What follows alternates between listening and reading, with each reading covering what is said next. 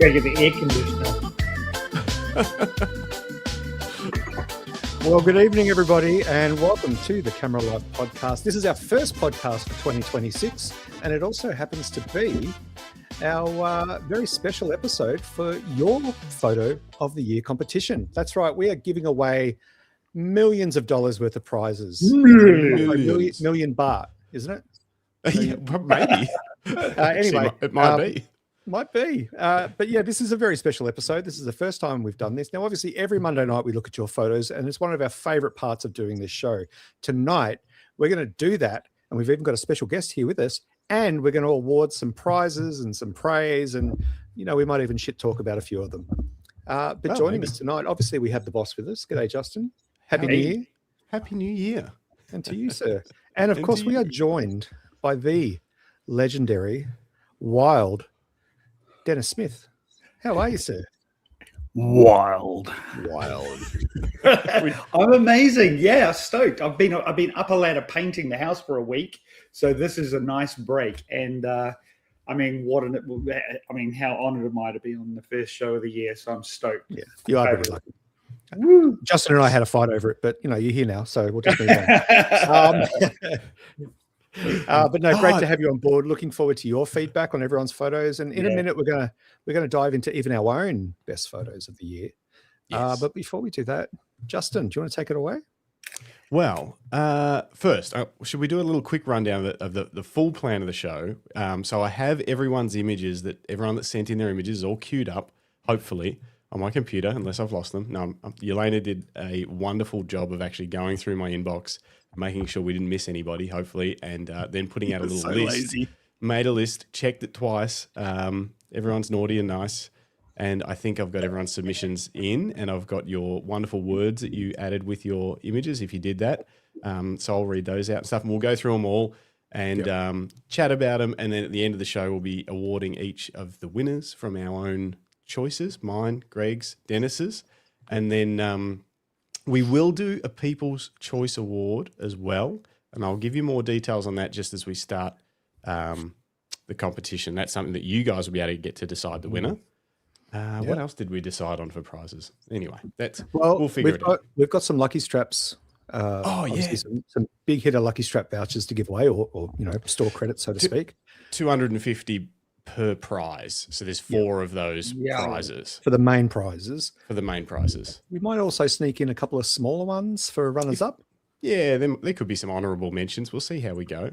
Depends on the images. The cool thing is Greg and Denis haven't seen the images yet. I've seen them, obviously, in the process of downloading and organising them, that I haven't put... You mean while Yelena did that, you sat back and had a coffee and watched? You know what? It took me 4 hours today to organise them.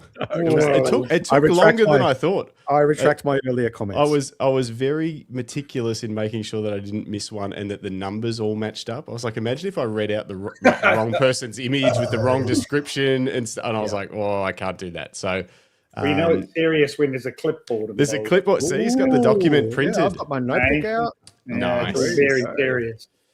So, where were we? Oh, and so Denis also has his award, his prize will come with a special additional. So we'll get the $250 Lucky Straps voucher, but what else will they get, Denis? Well, one of the things that I thought, I was trying to think what to do for, what would be a cool thing to donate. In the old days, in the past, it would have been a box of light painting tools, but I don't make them anymore. So what I decided to do was, you would think of it as a mentoring session, but what I'm going to do is a couple of hours across, 2-hour session, and then a follow-up 2-hour session with the person that I choose as the favorite image, just to do whatever the heck it is you want to do on Zoom. That can be technical conversation, a business conversation, a mental health conversation, a marketing conversation. I do a lot of stuff, and so whoever that person is, we're going to spend 3 or 4 hours hanging out on Zoom together. Whether anybody actually thinks that has any value, I do. I think it's a wonderful, generous offer, and and I think it's incredible. Just on that, you mentioned about some having a mental health chat. I do want to recognise and celebrate that you formally finished your course. Tell us about that, just very quickly.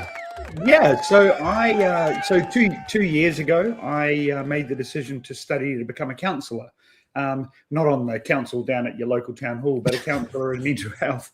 And the amazing thing, we talked about this the other day. We were talking about with, I think it was Lucinda was talking about mood boards and goal setting. Above my door over here is a sign that says 5th of January 2026, and that was my goal across 2 years, to finish my counselling at 2 p.m. on the 31st of December. I submitted my my last paper, and I received it this morning and approved, like a pass. So Yay. I'm going to try and stop people committing suicide. Yes. That is very noble of you. Yeah. Thank you. amazing. And I believe, but it's going to be an art therapy practice. I talked about it at BFOP. I believe that photography and art has the ability to save lives. And so that will be the core of my practice. But yeah, I appreciate that, Greg. Thanks for recognizing that, mate. It's been it's huge. It's huge, especially someone, in the senior decline of their years to. Anyway, Right. I love you, man. I love you. Now, Justin, you want to say hello to some people? And now I've got a box. I definitely do. Yeah. So then we'll do a quick what's in Greg's box, a little quick segment before we get this thing fired up. All right. Who have we got? We'll whip through it fast. Philip Johnson was here early. Love to see you, Philip. Greg Carrick says, "G'day, boys and girls. Buckle up for a great night of the best photos in the world." That's right. We are officially making this the greatest image of 2025 competition. Greatest photo worldwide, I guess. I don't know. Anyone can enter, so it could be worldwide. So yeah, congratulations to the winners when they do get it. Rodney Nicholson says, "Happy New Year, team. Gin and tonic and crumb prawns all round." Ian Thompson, good to see you.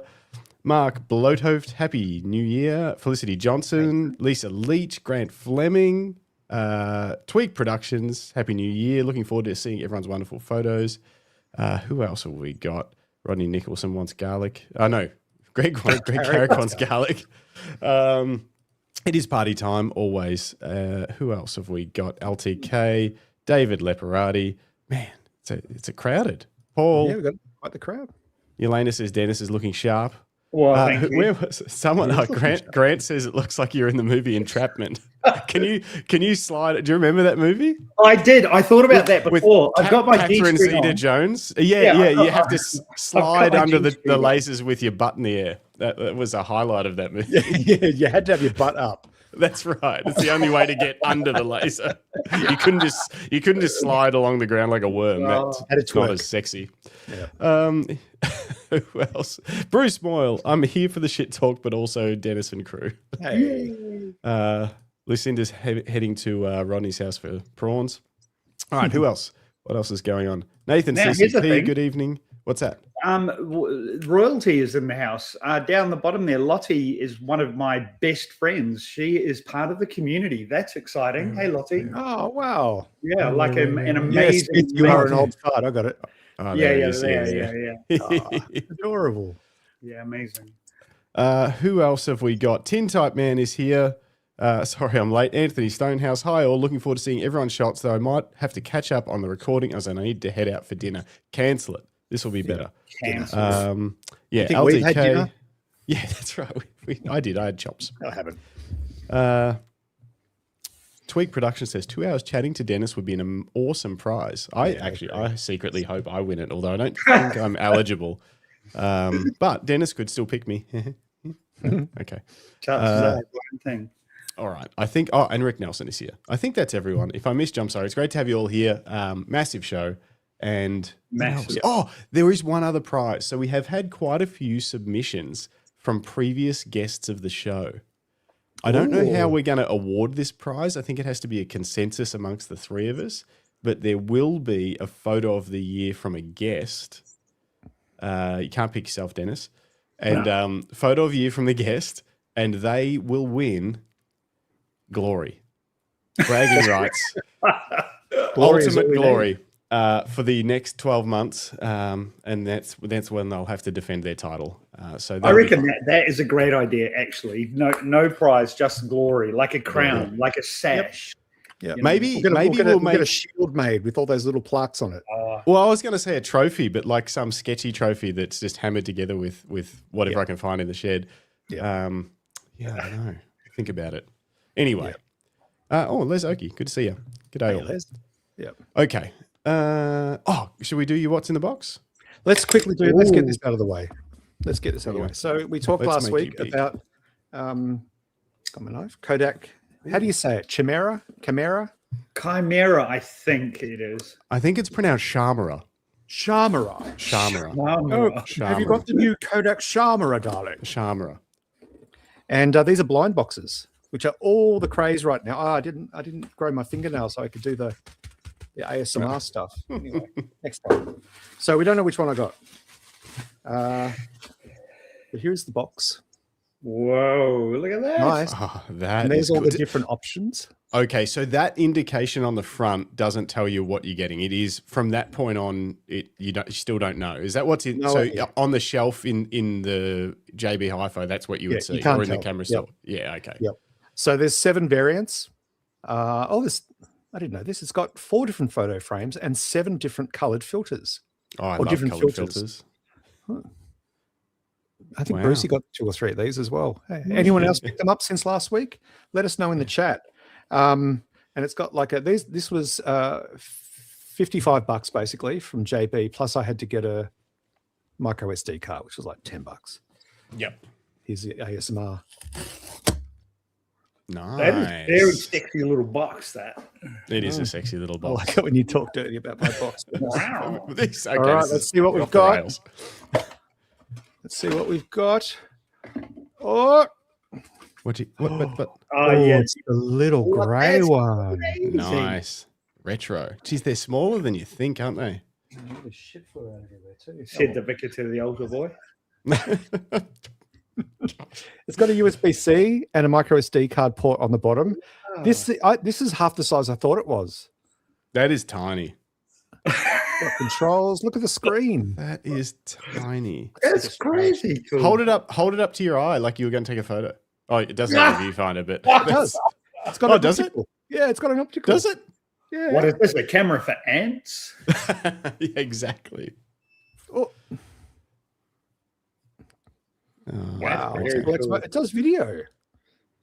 Okay, that's cool. I don't know how Set to it, use it. set Anyway, it up as your new webcam. My in-laws, I was at my in-laws the other day and they were going on about getting their VCR player going. So I helped them get the VCR player going. Anyway, long story short, they still had the video camera that they took on their trip in '93. It's inside charging at the moment. That's pretty funny. Wow. It doesn't even have a Cool. screen. You got to look through the viewfinder, but Yeah. that's going to be fun to play with. Nice. But yeah, it's bloody little. Wow, that I like is this so one. good. Isn't that cool? Does it have bulb mode? Janice. No, but like we talked about last week, people have been tinkering with these, adding lenses and I love it. doing all sorts of crazy Love it. stuff with it. That is seriously little. I That's thought it was twice that crazy. size. I love it. All right, cool. That's my what's in the box. Very Silica, cool. anyone? I just remembered that before we start this, I need to do an ad because we spend a fortune on this podcast, believe it or not, and I need to make sure it's tax deductible. Nice. So, where is it? I had an idea. You know, if you've listened to this podcast before, you know that we don't really do ads. Where is it? Where I do is an it? ad read once a week, but they're always different because I always forget the text. That's right. Now I can't find it, of course.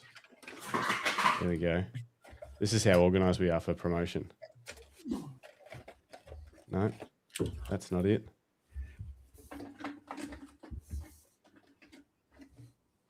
Okay, I can't find it. What's Dennis got? Oh, It's here we my go. Got it. first ever film camera. Got it. Oh, what have you got? That thing you Oh. said to get. Yeah, and I took it up. I took it on our holiday, and I was like, I'm going to take some great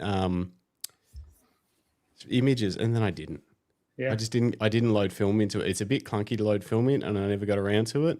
Right. And I had to it's still sitting Google in my bag. what is F11. All right. So, Lucky Camera Straps. We make leather camera straps here in Australia. If you're not familiar with us, check us out, luckystraps.com.au. But I want to read this email out that come through to our customer feedback area, to Yelena, because she takes care of everything. And it says, "Hi, Yelena. I just wanted to quickly reach out to you and say thanks to you personally and the entire team for the excellent customer service and product. Oh, I've just left an honest review on your webpage. I really do not leave many reviews, as usually if I get a product that I pay money for, to me, the transaction finishes there. I only leave reviews for exceptional customer service. I am impressed with the product, but also with you communicating to me so that I knew what was going on, especially before Christmas. The logo is worth the extra money for sure, and it comes up looking pretty damn good.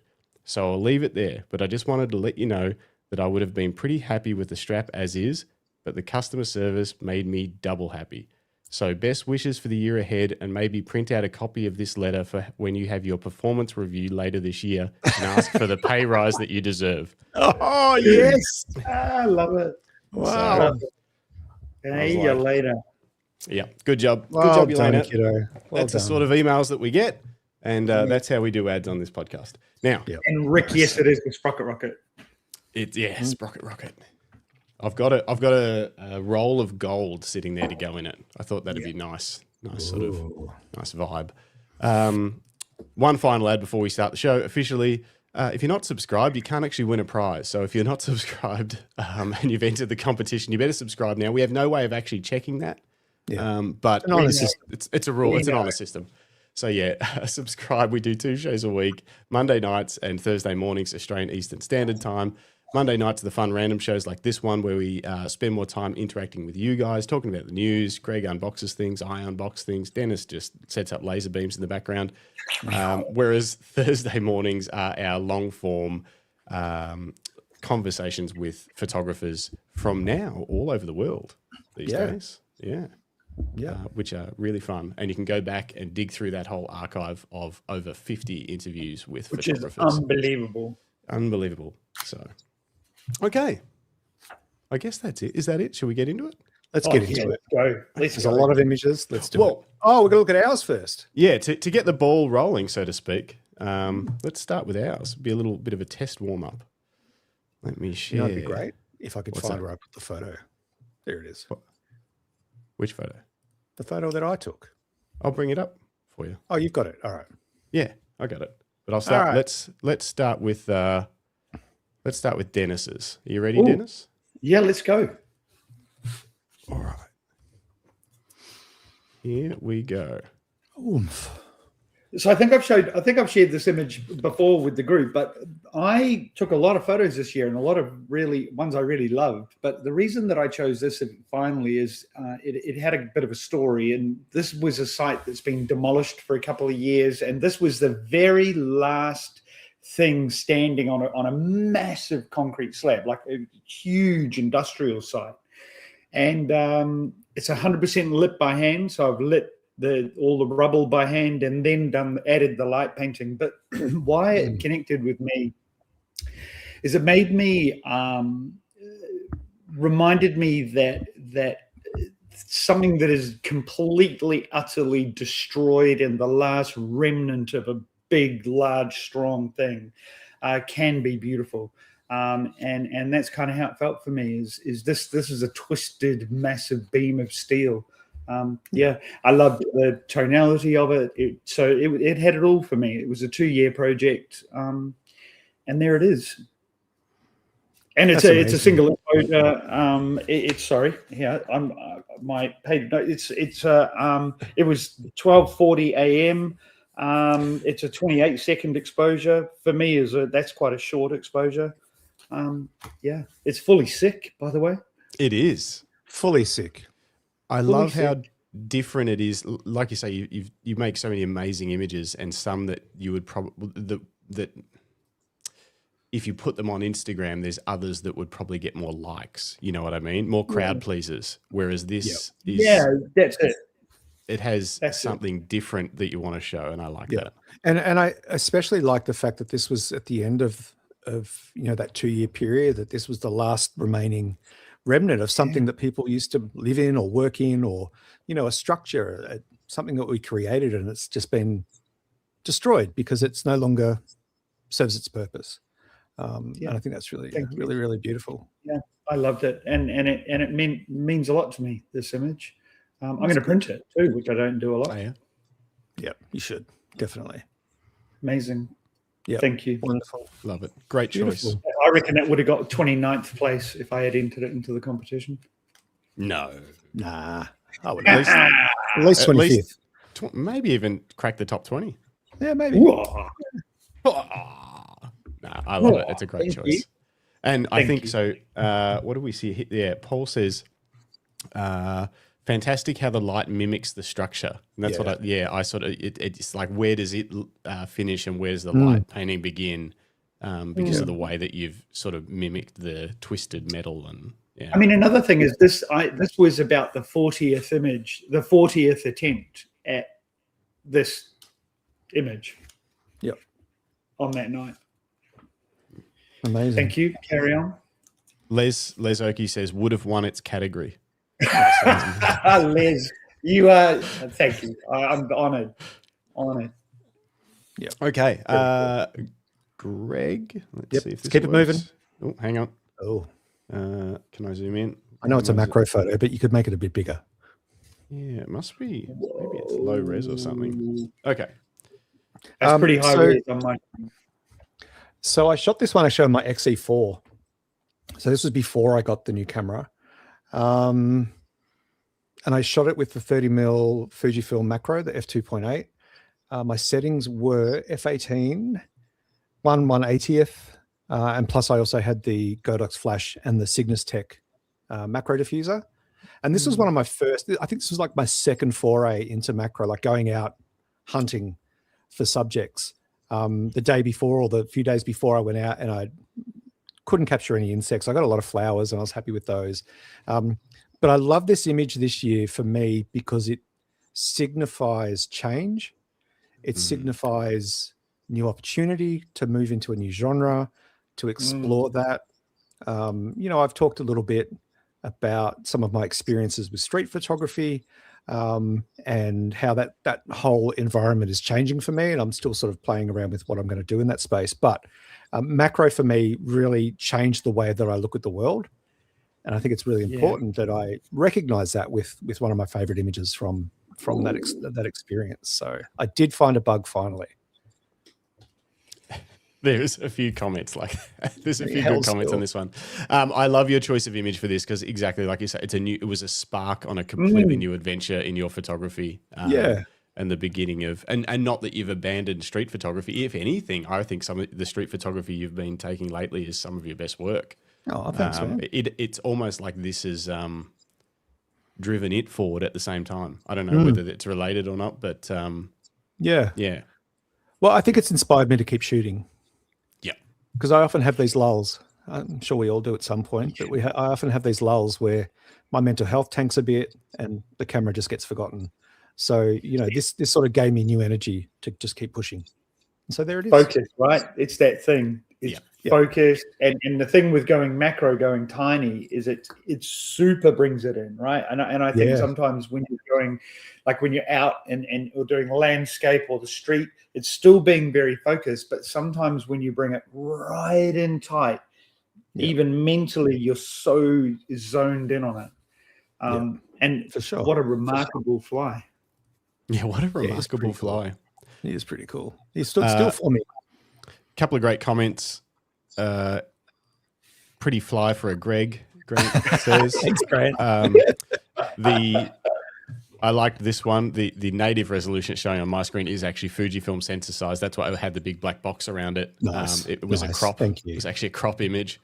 I need to fix this so that the comments don't cover up Denis. That's better. Save. Update. Oh, you can cover There me. we go. No, I don't like it. And yeah, you found a bug. Nice one, Greg. Everyone loves it. Amazing. Any others that we need to check out? How did you bribe the insect? No, he just. I think he was almost dead because he just stood still. I think he was in his last moment. No, I don't know. But every time I've gone to, I've done a couple of good shots of bees. Bees are when they're tired at the end of the day. Felicity Johnson taught me that. Wait till the end of the day, the bugs get tired and lazy. They don't move as fast. Really? That's true. That is uncanny. Yeah, but yeah, I was really thrilled with this because it also, I just invested in a new lens. I don't do that very often, and it proved to be able to hold its own. So happy with that. It's beautiful, man. And the thing, without wanting to dwell on every single image, but what I love about it is because the light is so hard to the left, it really gives it shape. I mean, getting shape with light is exactly the same principle at macro level or micro as it is big. Yeah. And the shape in its eyes is just incredible. Yeah. Maybe a prelude of things to come, but there's a few macro shots in tonight's submissions, which is exciting. Nice. All right. What about your favorite image, Justin? Let's see what you've been able to achieve. Now, we saw this just a few weeks ago, so it's no big surprise. We don't need to spend much time on it, but I went through my entire Lightroom catalog for 2025. I just organized it by date, started and just worked my way through the whole year quickly, scanning, just to see what jumped out at me.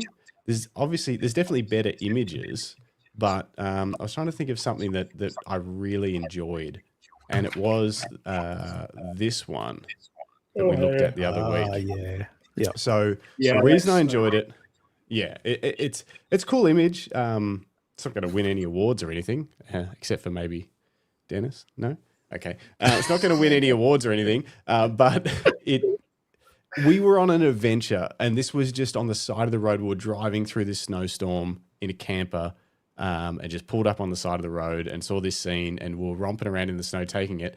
And this isn't part of the image submission, but this sums up why it's one of my favorite images, is because right there, Yelena was rocking around with the Q3, taking photos in the snow with me as well. And it was just a fun time taking photos for nothing other than fun. And also the snow is great. And there's Yelena. Yeah. Yeah. Superstar. Yeah. So that was the road right there. Yeah. And we were just having a fun time, getting cold. Then we got back in the van and kept on driving to Milford Sound, where I didn't get any really good images. So there you go. That's beautiful. What a great story. Okay. Yeah. So that was my favorite image of 2025. I narrowed it down to about 6, and then it was pretty tough from there. All right. Well, maybe the portrait would have been a better submission. I don't know. Okay. Shall we get into it? Let's do it. Now, Lisa's saying there's some feedback on the audio. Yeah, I thought I was getting an echo too. I was going to ask you guys, but it seems you to don't have stopped now. YouTube open, Denis? No? No. All right. It's stopped now anyway. Has it stopped for you, Lisa, and the rest of the chat? Perfect. I moved my mic away from the laptop a little bit. Might have been that. Yeah. Okay. All right. Before we start this, I have to talk about how we're going to do the People's Choice Award. So you guys listening now are the people. Now, I decided to be able to include people that listen back later in this. We can't decide the People's Choice Award tonight. So what we're going to do, if you're listening to this either now or later, grab a pen or something or your phone. Each image is going to be numbered, but it will also have the person's name. So write down the number or the name or whatever. And then after this show is aired, you can't do it while it's aired, I don't think, go into the comments section, not the live chat, the actual comments section under the video. And this is how I think we're going to do it. We're going to do it Brownlow style. So in your order, 1, 2, and 3. No, this will get confusing though. It's like, three votes for your favorite image, 2 votes for your second favorite image, and 1 vote for your third favorite image. That's how I think we should do it. Okay. What do you guys think? Is it too complicated? That sounds good. Yeah. That sounds good. You you do the adding up. Yeah. And then so by next Monday's show, I'll add up all of the votes and someone will be the winner. No making 100,000 YouTube accounts to vote up your own thing. But I mean, if you've got that time, then amazing. Okay. So get a pen and paper and let's get into it. All right. Let's make a start. Let's make a start. So are we going to take turns reading the description?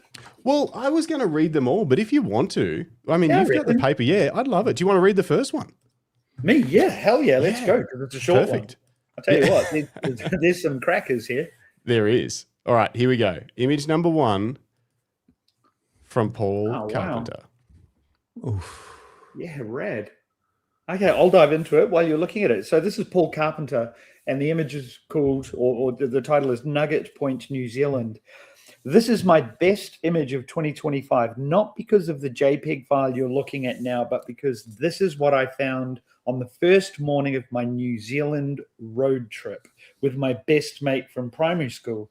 Cool. Nugget Point Lighthouse is about an hour and a half southwest of Dunedin.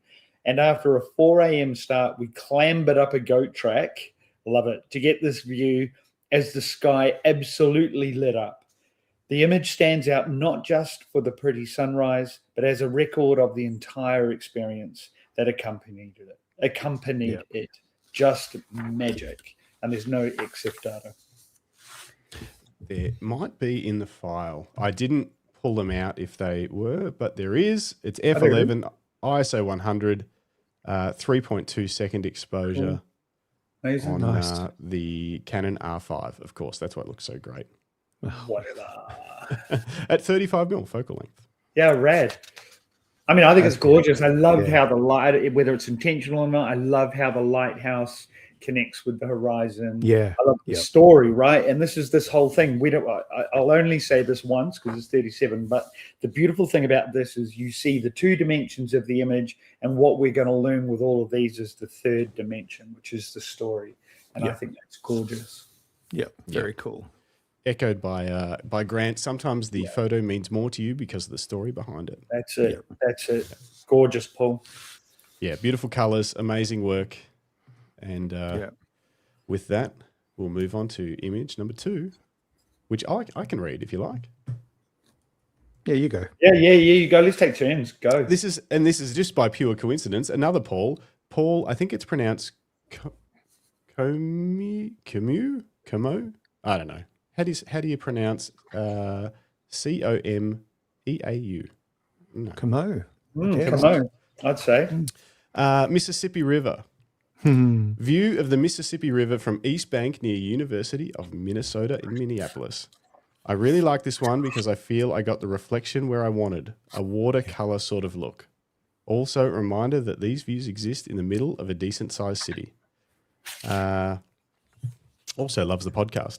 So this was shot with an XT4. I know. It actually says in brackets. With the XF 50 to 140 2.8 at f10 50mm 2/80th of a second ISO 800.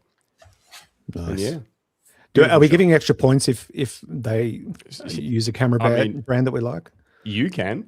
Absolutely. It's your choice. It's a Greggy. You're giving away a Greggy. Get a little statue made. Great work, Paul. Thank you for that, for sending it in. I think you obviously can't listen to our Monday shows because you're in the States and it's a very difficult time zone, but thanks for listening. Yeah. All Amazing right. image too. Beautiful. Up next, you want to take this one, Dennis? Yeah, let's go. I'll go on. You go, Dan. I'll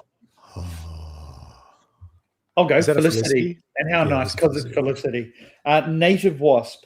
I love this photo of the native wasp settling down to roost in my shea oak tree. It is my favorite time of day. The sun was setting and the bugs start to roost, making them easy to photograph. It's taken on a Nikon Z8 with a 105 millimeter 2.8 lens, 200th of a second, f11 ISO 200, using a Cygnus Tech diffuser on my flash. Wow, that's rad. I think I got all of that, Felicity. That's amazing, isn't it? Yeah, that's absolutely stunning. And just the compositional values, the way that the light falls in the background, the way that the subject separation is so crisp. It's just absolutely, and the way that the frame is cut by the branch. Yeah. It is. It's the lighting in the background. Everyone's obviously, we're all flocking to the same thing. It really makes it. It's a beautiful shape, beautiful colors. It's not blown out. The gradient in the colors, I don't know what it looks like for you guys on the other end of the internet, but the gradient on the colors on the screen is smooth. You know, it looks like a studio, right? It looks like it's been shot in a studio. Yeah. Plus, let's see, can we enhance? Oh yeah. Jesus. Whoa. It's that 105 mil is just magic. It really is. And you know, it's magic that Felicity clearly knows how to wield. Yeah. Yes. Yeah. Well done. That was Felicity Johnson. I don't know if we said Felicity's last name. She's just known as the one and only Felicity. The one is wild. Yeah. Amazing Beautiful. shot. Thanks, Felicity. Sorry, Greg. I didn't know. Have you got these pulled up as well? If to read them out. Have you got? I that can. I've ready got to them. rumble? Yeah, I've got a second screen. So Beautiful. All right. Well, do you want to do the next I will one? do the next one, which is Philip Johnson. No, Phil, friend? I've Or is written it a different? It's Oh a no, different one. I It's misread it. It's Phil Thompson. Sorry, Phil Philip. Thompson. I was like, Sorry, everyone. What have I done? Well, I the thought I was in responsibility. trouble. I dropped the ball straight away. Whoa. Milford missed. This shot was taken during the first morning cruise with Mitre Peak Cruises on the April 14th this year. I was literally hanging on to the hand railing on the stern of the boat with one hand and camera in the other, just shooting. My daughter and I stayed at Milford the previous night. It began raining about 10 p.m. the night before and just didn't stop. Water, puddles, and waterfalls everywhere. Apparently 143 mil of rain in 24 hours and winds gusting up to 78 kilometers, blowing the waterfalls back up the rock faces. You can see the turmoil in the environment. It's amazing. Wow. This was shot with my camera is a Pentax K1 Mark II, and I had the 28-105 lens on that trip. Settings were 1/5 of a second, f14, 200 ISO. It was edited in ACDC, Photo Studio Ultimate. I've never heard of that. Me neither. After being run, it's ACD, the capitals, and then CSEE. Yeah, is the clever. final part of it. And then after being run through DxO Deep Prime. Yeah, the motion is everything. The 1/5 of a second is everything in this image. I would have probably just snapped it at a fast shutter speed because the boat's moving and everything's moving, and you're just like, oh yeah, that's a photo, and then it's just a snapshot. But this just draws you into it, and the fact that it's included has two of the other boats in the frame. Yeah, but they are and they're sharp. The one at the front is like sharp. That's crazy. Yeah. What a great image.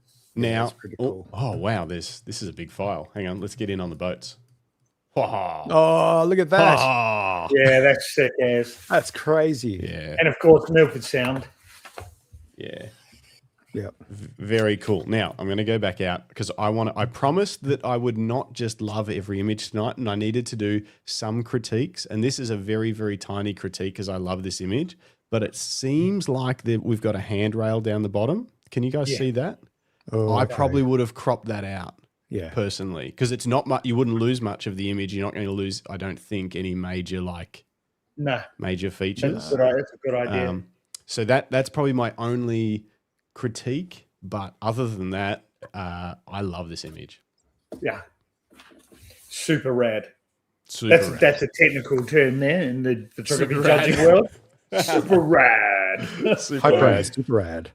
Yeah, a couple of quick comments because we do need to keep things rolling. But we've got, the movement and the mood is amazing. That is wild, unreal, getting seasick. And that's from Rodney, who lives on the sea. He lives on the sea. Motion is incredible. So much of the image. Love the backdrop. It's all about the motion.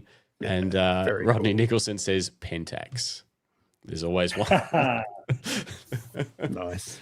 Okay. All right. I will do the next one, and that is David Leporati. Oh, that's the B. sick. I told you, Macro's a strong player. Yeah, Macro might be having a little renaissance. And this says, and of course it's, so David Leporati says, I have too many images to choose from. Infrared, macro, and more. But this photo of a bee, which is also, I think he's shown on the show back in September, is one that I'm extremely happy with. The color, clarity, and lighting really make this image.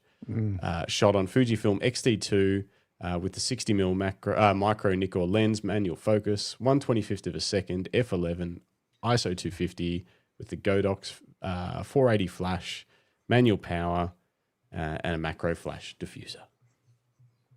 Amazing. And he goes on to say, this is from the man himself, photographing bees is harder than photographing aircraft as bees don't fly in a predictable way. No. They're bastards. That's so good. And they can sting you. Yeah. Can we zoom in on the head of the bee? Oh, we can. We absolutely can. Hang on. Oh, no. Whoop. Oh, no. That was very close. Sorry. What's the bee doing? Look at that. I mean, that's so sick, man. He's gonna have he's got little. He'll have like spots on his sensor, those yellow dots on his eye. He'd be like, Dust removal. His brain to be doing Dust removal to get the pollen out. Look at it. Yeah. Look at it's got little claws. Yeah. Wow. It's amazing. I think the thing with macro, right? There's this whole gig. I did some jewelry photography macro once, and there's sort of this desire to have everything front to back in focus. I love having a shallow depth of field in macro photography. Yeah, I mean, I guess the hard thing is it's like even at f11, it's still shallow. You know, that's where it gets tricky. The closer and closer you get, it's like yeah. Amazing. Yeah. Paul says all those macro images have been spectacular for their detail, composition, and even the backgrounds. Amazing. Yeah. Top shot. Grant says Super Hornet. It's a B, but still. Yeah. Everybody agrees bees are hard. I've tried. I've tried. Yeah, bees are hard. I'm furiously making notes here so that at the end I can go, yeah, that's the one. Yeah, same. All right, let's jump to the next one. Okay. Cracking image, David. Yeah. I'll take this one, mate. One of you boys take this one? Yeah. All right. All right, let's go. This is Jason Dargan, Chillinit. Amazing show from Chillinit. I love the energy and the happy faces from the crowd. Yeah. This is the 19th of December, 2025. Chillinit rap artist. Whalers and at the band room, Warrnambool, which sounds like it's in Australia somewhere. 9:04 p.m. Adobe black and white conversion in Lightroom. Blah, blah, blah. Technical stuff, but there's a bit of tweaking going on there. F8 on a Sony A7 III. Yeah, 20mm prime. Holy moly, just the greatest Sony lens ever if it's the G. Nice choice. Nice choice. Yeah, it's a stunning lens, man. What a great photo, hey? There is wild energy going on there. There's huge energy going on. Tons of energy. I love there's a guy looking at the camera too. You got to love that. Oh, there is too. I didn't spot it. Hang on. Is he under the elbow? Right at the end of the elbow, that one? This one? Yeah, look at that. Yeah. And these chicks, man, they're like so into his abs. Yeah. His abs? It's his rap. It's the package. Yeah. That's great. Yeah, it's great. And it's great too because it's like, this isn't a giant festival. You can tell it's a small venue. You can see you can see PowerPoints, up on the ceiling. Like it's it's just a small venue, but the crowd is packed in there and they're stoked. Great shot. Great black and white choice too. Yeah. But it just hits you straight away, doesn't it? That energy that it. Yeah. Yep. Yeah. Yep. That's very raw. cool. I love it. Yeah. David Leporati says nice black and white. I'm photographing my own daughter's wedding in 10 days, and I'm going to be trying out this style a lot with the with the Q3 and the flash. Oh, nice. Nice photo, Jason. Yeah. Question here: what's the ISO on this? So it's sorry. Do we want the full technical breakdown? Sorry. No, I mean F8, not always. F8 ISO 200 1/125th, which is interesting. And a 5500 white balance. So he's going full manual on the 20mm prime. Yeah. Very, very cool. Yeah. This is where Lauren says, I'm thoroughly impressed by his deltoids. Yeah, exactly. So are those women in the front there. Okay. Up next. All right. So it's over to me. We're doing Andrew Connor, number 7. Yep. Andrew Connor, Mount Buffalo. Oof. Taken from top of Mount Buffalo. Whenever I go to the high country, just got to go up top and hope for a cloud inversion and those magical mountain hues at sunrise. The colours on this day around Easter were lovely, but not spectacular. However, I really like the way the clouds almost formed a waterfall over the peaks here. Converted to black and white as the original was more dull pre-sunrise. Those morning blues that almost distracted from the subject, I thought. Shot with a Sony RX10 Mark IV bridging camera. 180th, f5.6, ISO 250, all handheld. Nice. Cool. Very, very nice. Yeah. I've never taken a photo like that. That's so cool. never seen that, I don't think. Yeah, Mitch just said stunning. I actually thought it was an ocean shot at first. So did I. The way that the yeah, ocean's really? been captured. Flowing. Yeah. Yeah, it's like water flowing off rocks. Yeah. Yeah. That's a beautiful shot. Wonder how high up that is. Must be high, man. Like, Yeah, like if the clouds are under you like that. well, Buffalo. Oh, it might not be actually. If it's at Mount Buffalo. Yeah, I wouldn't have a clue. Really, I just love it. Yeah. Grant Grant a says, bit frothy. yeah, damn, that's sick. I'm jealous. I want to get up there and do a long exposure of this. Yeah, Yeah. long exposure would be very Yeah, interesting. I long would wonder be what that would look amazing. like. Tallest mountain in What it would, Victoria. yeah, it would be like water flowing because you can tell. Yeah. Well, but isn't it neat? What I love about it, isn't it nice that at 1/80th of a second, it still gives you that feeling of flow, right? Of movement and flow, which is really nice. Yeah. Yep. Yeah, without losing detail or just making it, Yeah. glassy. Yeah, that's it. It's still got texture. It's still got depth, but it's got lots of movement. Yeah, it's really well done. This is a good question. How many times do you need to get up there to capture this moment? Yeah. Yeah, that's it, right? Yeah, got to be present. All right. what Are it's you all all about. in the crowd? You all taking notes on your favorite images? Don't forget, this is very important. The People's Choice Award is possibly the biggest award of this whole thing. So Could be. we need you. Yeah. Without you, we don't have a People's Choice Award. So make sure you There's a take some song, notes. man. Remember your favorites. Without you. Okay. You can have Got that the one next- for free. Yep. Good. Image, All right, what's up next? image number All right, 8. go. Number 8. Go. Shane Baker, Man. water polo. Oh, This image was captured at the recent New South Wales Water Polo State Championships in Sydney, inside the dive pool at Sydney Olympic Park, a venue notorious among photographers for its challenging low-light conditions. yeah. What the photograph reveals is the raw power and relentless athleticism of the athletes. Every moment demands explosive swimming speed, brutal physical contest, and the ability to rise vertically from the water while locked in combat with an opponent. All of this happens while maintaining tactical awareness, reading the play, and fighting off the constant threat of being dragged under. It's a sport that offers no respite and no margin for hesitation. Despite the difficult lighting, the scene allowed for a dramatic rendering of intensity and motion. This image was shot on a Canon R1. I knew it. That thing's so good. With the RF 100 to 300 2.8. Oh, stop it. Drool. At 2.8, 2,500th of a second, ISO 8,000, freezing the split second where strength, balance, and instinct collide. Now, I love this image, and I get the description that this is about human power, like it's about athleticism. But I'm pretty sure I saw Dennis Smith do the same thing in the Ovens River in Bright. You know what?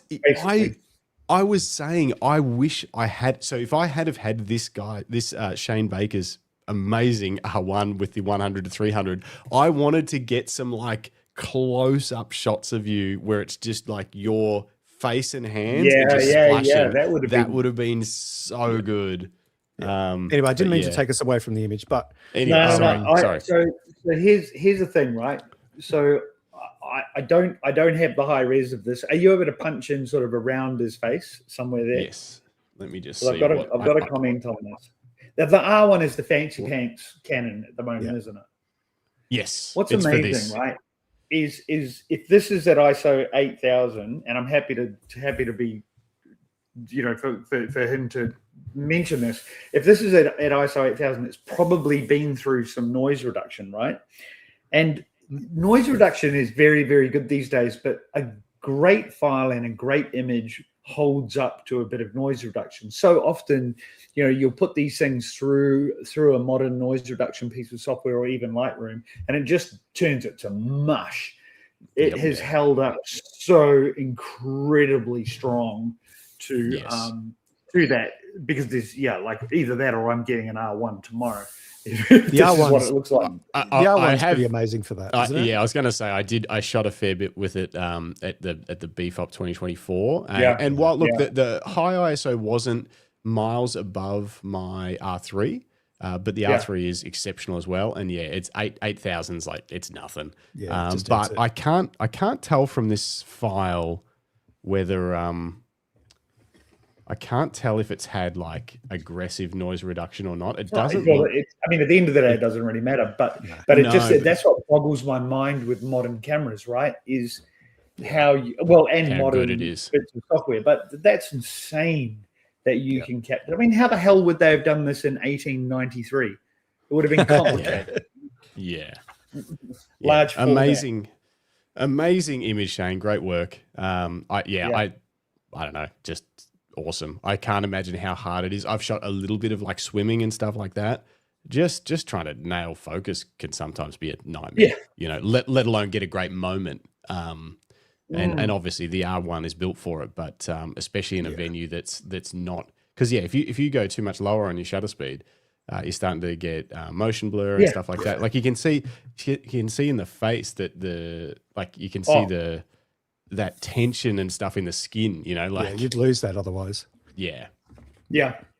Great work. Very cool. Beautiful. Love it. Love to see some sports in there. Yeah, All right. Our next image is from Philip Johnson. Hey. Philip Johnson. Who's reading this one? Okay. Can I take this? Yep. Go for it. Philip Johnson, and the title of this image is Glory. Location, Govet's Leap Lookout overlooking the Gross Valley. I like to wonder it's where the dawn light reaches the Blue Mountains World Heritage Area, and when conditions are right, light and mist is magical. It is. Shot on a Sony A7 IV f3.5, 1/1600th of a second at ISO 320 and 70mm. Gorgeous, man.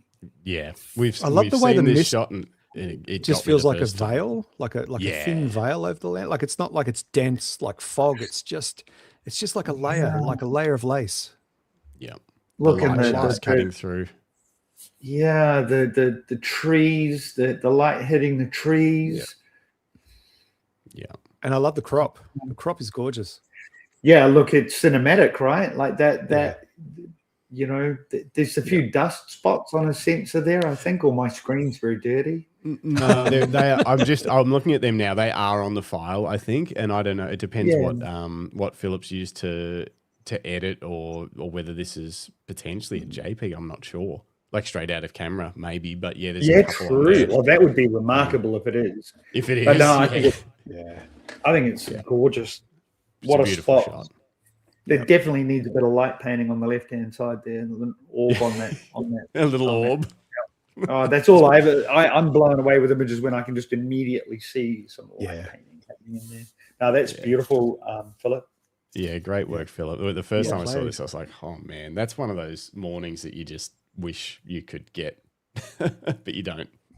Yeah. You do the hike, or you get up there or whatever, and this thing's just magic. I'd love to know how many times that shot you wanted, and how many attempts, how many times you visited that at well, that's it, the right time. And well, he lives in that hood, so amazingly, he's got access to that when he can. Yeah, very cool. So good. All right, up next, this is our first number 10. This is our first guest photo submission of the night. And I think it's only apt that Greg reads it out, because they've got the same name. Yeah, well, that makes sense. That's insane. Isn't that insane? Yeah. It's so insane. I've seen it multiple times. Yeah.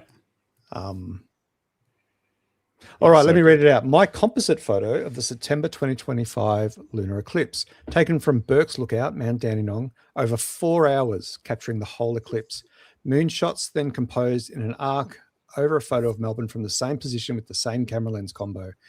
The Milky Way taken with longer exposure, as the stars weren't showing up in the sky with short exposure. Fujifilm X-C4 for the win. Tamron 18-300, which is not the sort of lens you'd go to for a macro, No. for an astro shoot. But that's very Greg Carrick, obviously. A multitude of exposure triangles as each shot required changes, all editing done in Affinity Photo. Yeah, so good. That was Greg Carrick, by the way. I don't know if we read out his surname, but just for those of you that aren't familiar, friend of the show, Greg Carrick. And such an impressive, like, just undertaking, you know, to even be like, you know what, I'm going to give this a go. It's just time and time like that. That's the. I didn't even really know how the hell you'd put something like this together in post, but it's certainly if that camera has not moved, which is what he's suggesting, and it's the same lens the whole way, and it's like that is pretty sick, man. Yeah. Oh, cool. Yeah. Planet Earth Crazy is so rad. Yeah. And Greg is a bloody good photographer. Yeah, he is. That's cool. I think he even, I purposely didn't look at them, but I think he had a few social media posts trying to sort of get the group's opinion on what image to submit. So, it's very smart. Very smart way to go about it. Yeah. So cool. It's very cool. Proud of him, mate. That's an amazing shot. Really. Yeah, technically wild. Lots of praise for Greg. Yes, he's just quickly before you do the praise, he says 19 images in this. Thanks. 19. Yeah. 1, 2, 3, 4, 5, 6, 7, 8, 9, 10, 11, 12, 13, 14, 15, 16, 17, 18, 19. That's actually pretty amazing, actually. One for each of the moons. So it would have been one for each of the moons, an astro, and then the sky, and then the foreground. And then the city. And then the foreground, composed. Yeah, and then put together in photo join. Amazing. Yeah, epic work. It must have been beautiful sitting there through that as well, right? Like what an amazing meditation on the awesomeness of the universe. Yep. Yeah, until you muck up one of the shots, and then your meditation turns to just absolute fury. And then that's when AI comes in helpful. Yeah. Maybe. Even so, this is a good point. Like, awesome composition, yes. You know, this is the stuff. Like, it's even just sort of planning it out, choosing the location to try and pull this off. There's so much into it beyond just the fact that then you have to execute the photo. Yeah. And then shooting it with a telephoto lens. And a Fuji, insane. Oh, shut up. No. That's enough of that. No, it's not. We got heaps more of those. The show's just getting started. Whatever. All right. Shall I read out the next one? Sure. Yeah, go on. Okay. All right. Jamie Vandenbrink, a.k.a. Twig Productions. Contemplation of a classic. This photo is of Grant Jordan, a.k.a. Red. He has just wheeled out his 1960s Triton race bike out of the pit garage at Queensland Raceway and is just about to fire it up to race. This bike is not pretty, not built to win, but built to race. It is a legacy of to the passion of motorcycle racing. The owner of this bike, Ian Milton, raced it in the 90s. After he retired from solo racing, his son then took over the seat. Red has now been entrusted with this family's pride and passion piece to keep the old girl's motor alive and humming around the racetrack. Ian was just awarded a Lifetime Achievement Award by Motorcycling Queensland for keeping these classic machines running for the next generation. I have a heap of photos of bikes at speed and in action, but I love this moment of quiet contemplation from the rider before firing up over 60 years of history. Pit lane is usually a place of constant activity, but it just felt like everyone in pit lane was waiting to hear it roar into life before they could join it. Thanks for the consideration. Hope you like my photo and its story. Yeah. Very cool. Yeah. Beautiful story. And the composition. On his face? What's that? Can you zoom in on his face? Have you got? I can. I bet there's a catchlight in his eye from that amazing tank. Oh, I can't get any closer than that, but it does actually look like his eyes. You can see on my computer. The light on his face bouncing off that tank is gorgeous. Yeah. Can we go back to the full crop? I'm a bike guy, so this is You're this a bike is guy. Hang on. I'm I'm a struggling to bike guy. get, This is for some reason, gorgeous. unless I go, nope. I don't know how to get it back. I to love the way full. that. Nope. Oh no, you've done it. Just leave it. Stop. Okay. I'll just have to leave it there. I can't get it back to like where it fits the window. There's a couple of things about this composition, and I mean, granted, it was Jamie, wasn't it? Jamie didn't create these colors, but saw them. You know, you've got your primary colors, you've got leading lines, you've got beautiful depth, as well as the meaning. You know, even without hearing the story, there's obviously something really important going on here. Yeah. Yeah, the composition is super special, right? Like open space, blank space, whatever you want to call it, insert composition, technical. This idea of contemplation and where he's going and the open space waiting to be filled. And I also know the noise that is coming out of that bike, and it would be insanely cool. It would be echoing because there's no one there. It would be echoing, but knowing if you know, the goosebumps are crazy. If you know that noise, then it makes the contemplation and the silence even more powerful. Yeah. Well said. Beautiful. Epic. Very cool. Epic. All right. Let's go to our good friend, our Lisa good Leach. friend. Hang on. Lisa Leach. Yeah, wicked. I'll go. Voice of Gravity, Lisa Leach. A huge thank you to you, Greg and Jim and Grant, for welcoming me into the Camera Life community and becoming such an intrinsic aspect of my journey. Well, Lisa, you are the winner because you're the most praiseful of us. Congratulations. No, I'm kidding. That's how we roll. Show's over, folks. Lisa's won it all.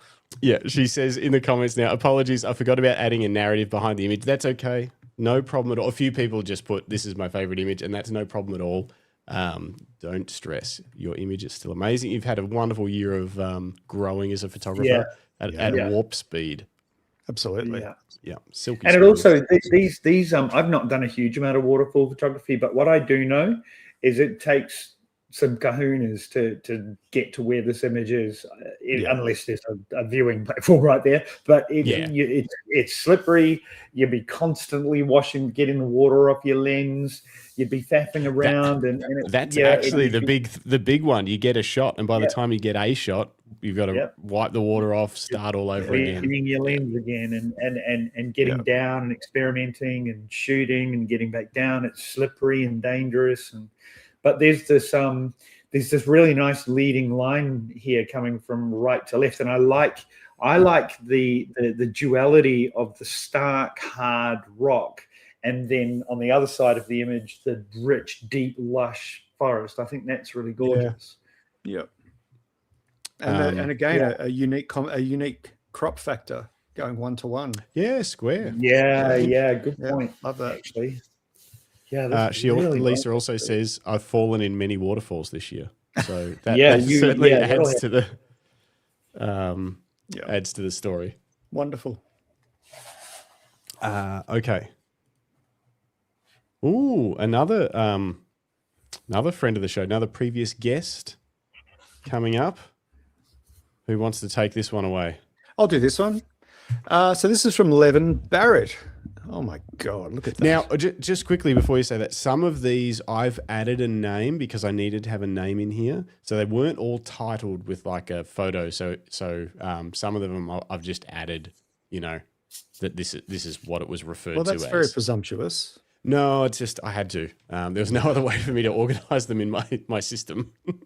So they're not all titled, but most of the ones that have like an important sounding name like Lisa's Voice of Gravity, I didn't make that up. Right. Okay. Did you make up this one? That's what I'm trying to remember. I think now I'm second guessing everything. I think I might have just called it that. Okay. Because that's what it is. This is from Levin. And someone has titled this photo Rupanyup Shed. Just thought I'd throw this image into the mix for 2025 photo of the year comp. I can't help myself. I love a comp. Smiley face. If I'm not eligible or you don't think it's appropriate, given I'm a previous guest, just ignore it. Nah, we're going to use it. This is an 11-shot panorama 4 for the foreground, and 6 for the sky. That's insane. Sony R7, A7 Mark 5, A7R Mark 5, sorry. Sony 20mm, f1.8G, Dennis. 20 mil, 1.8G. 13 seconds, f2.2, ISO 4000. I devoted 3 days in the Wimmera to getting some Astro. Turns out there is nothing out there. After driving for hours with only a farmhouse every 30 minutes, I was beginning to panic. Finally, with minutes to go before sunset, I spotted this shed in the middle of a paddock in the distance. Turns out it was next to the road. Easy access and just perfect for what I was trying to do. Perfect skies, great subject, wide open space, and even a grass fire in the distance. Oh, yeah. Where is that? Oh, maybe I could be I managing can't see it on here. Grass fire in the distance made for a perfect evening and arguably my shot of the year. Maybe it was out of frame, but it was just part of his experience. That's insane. Yeah, look. There's a couple of things I love about this. Yeah, go on. Go. You guys know that I do a bit of Astro, and I'm the opposite. It's always one shot, blah, blah, blah. But there's something, and so inherently I find Astro stuff a bit sort of yawny. But there's a couple of things I love about this. One is that it feels, as unnatural as it feels, I love Astro that feels quite natural. It's not like overly brutally saturated and shit. Like this feels kind of, the muted and stuff. And the other thing that I think is good and shows the skill of Levin as an astrophotographer is that he's lit the foreground by walking about 50 meters to the right-hand side and then done his illumination of the foreground, which gives shape and shadow and all that stuff. I think it's absolutely gorgeous. Amazing. Justin, can you just push into the bottom right corner for me? Yeah, so you've got this beautiful arc of the core of the Milky Way in the sky, but in the ground you've got this mimicking lines in the ground that are also semicircle. Yeah, it's gorgeous. It's just magic, isn't it?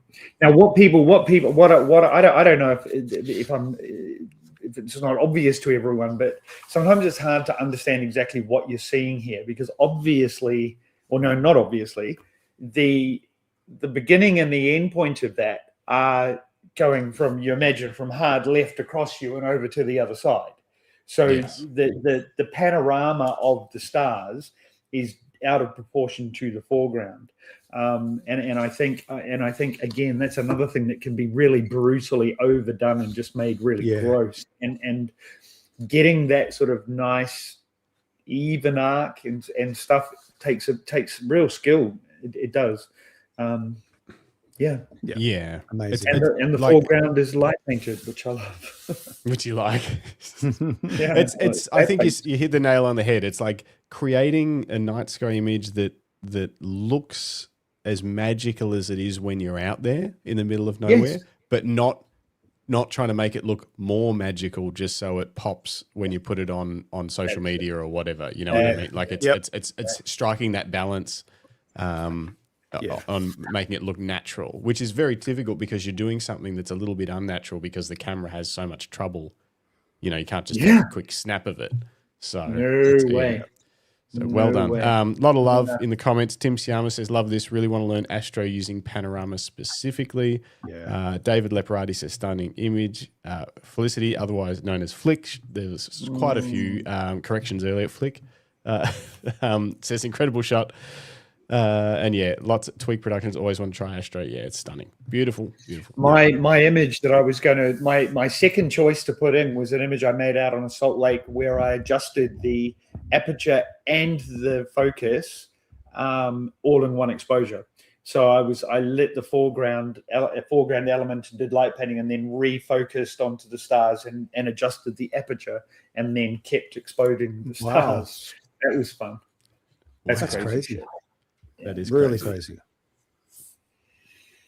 Okay. All right, who's up next? Gorgeous. Who's up next? We've got Les. Where is it? Les Okey. Holy shit. I'll go for this. Okay. Les Okey, Hopetoun Falls. Attached is my favorite 2025 shot from 23rd November at Hopetoun Falls in Victoria's Otways, with some editing info and what a flat, raw version looked like before editing. That would be interesting. The mask I created is a bit like using the burn tool in Photoshop. I was pleased because I got some great shots. Well, I liked them. I got off my butt on a crappy weather day, knowing it was good waterfall weather. I met an online acquaintance, Gil Fry, and her husband, Ian, on the track into Beauchamp Falls. Amazingly, I met Cam Blake in a similar way. That's okay, mate. You'll recover. We all make mistakes. In a similar way with his family, but at Springbok Falls in Queensland. I want to say thanks to you, Greg, and the whole family team for what you are providing to the photography community, Justin. It is creating a community and enjoyment.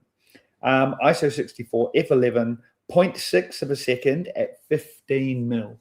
Well, there you go, Les. That is wild. It's a beautiful shot. Yeah. It is. Yeah. Waterfall There's a shots lot going on. Yeah, there's a lot, but it's really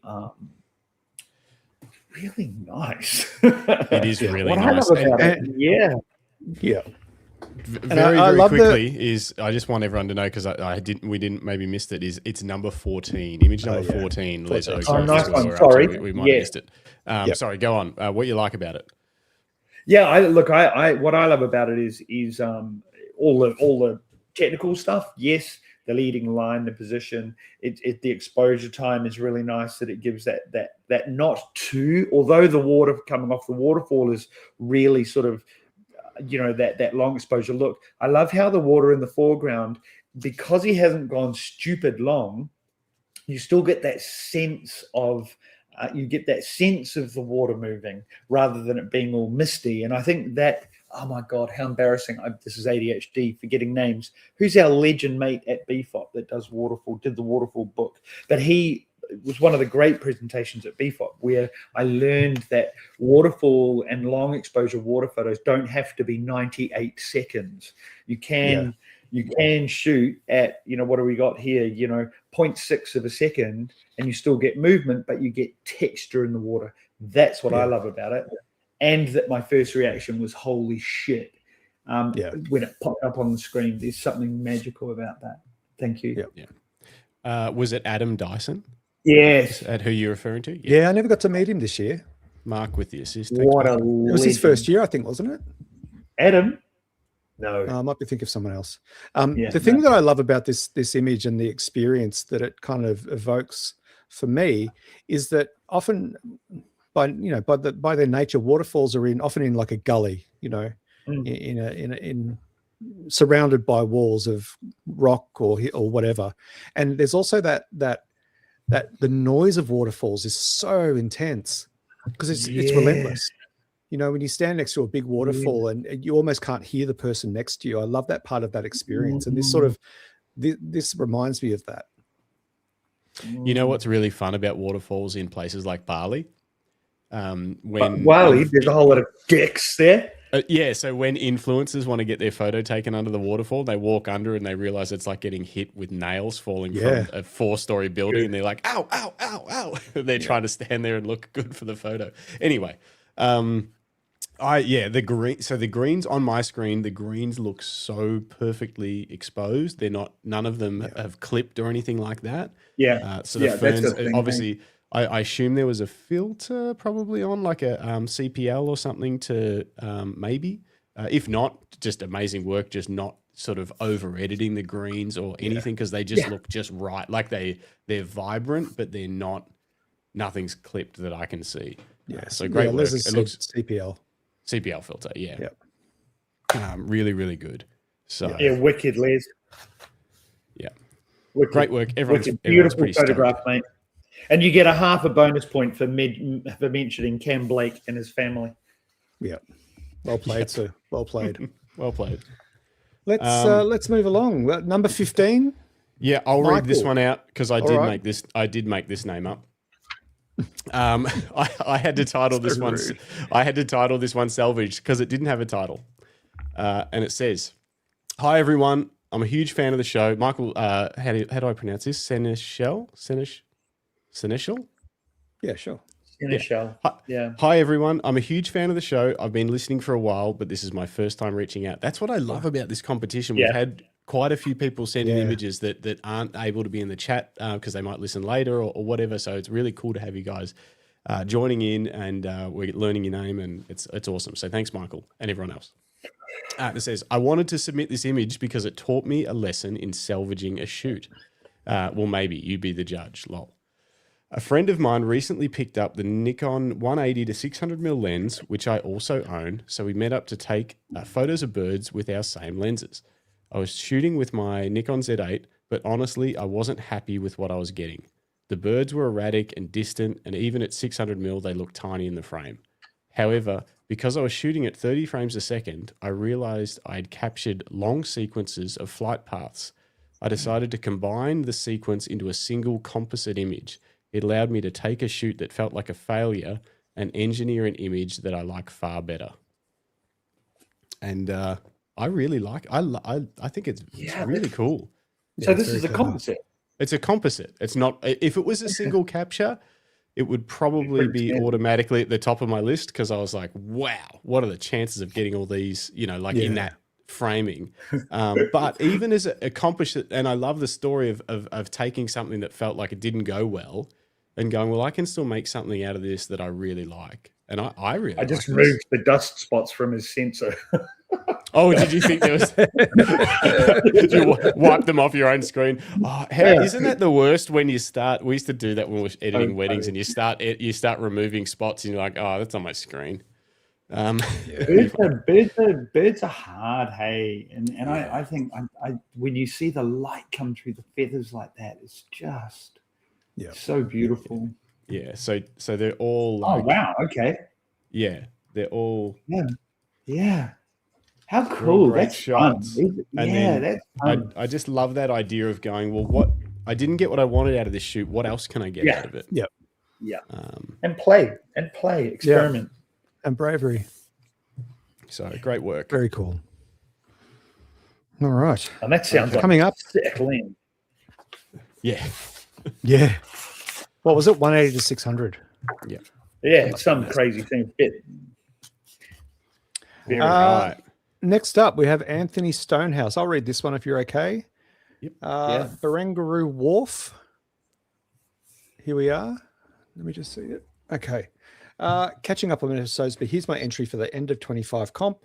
After work, I often head into the city with my camera and no real plan apart from taking a long way home and seeing if something interesting happens. I love that. That is such a cool approach to your craft.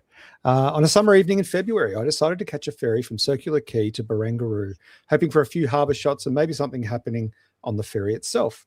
I already knew the Barangaroo Wharf well. I'd photographed the sweeping roof structure there before, so as we pulled in, I had my camera ready. Then out of nowhere, this guy jumped up in front of me and took almost the same shot I was lining up. It was strange that he didn't seem to see me there with my camera ready. For a split second, everything just worked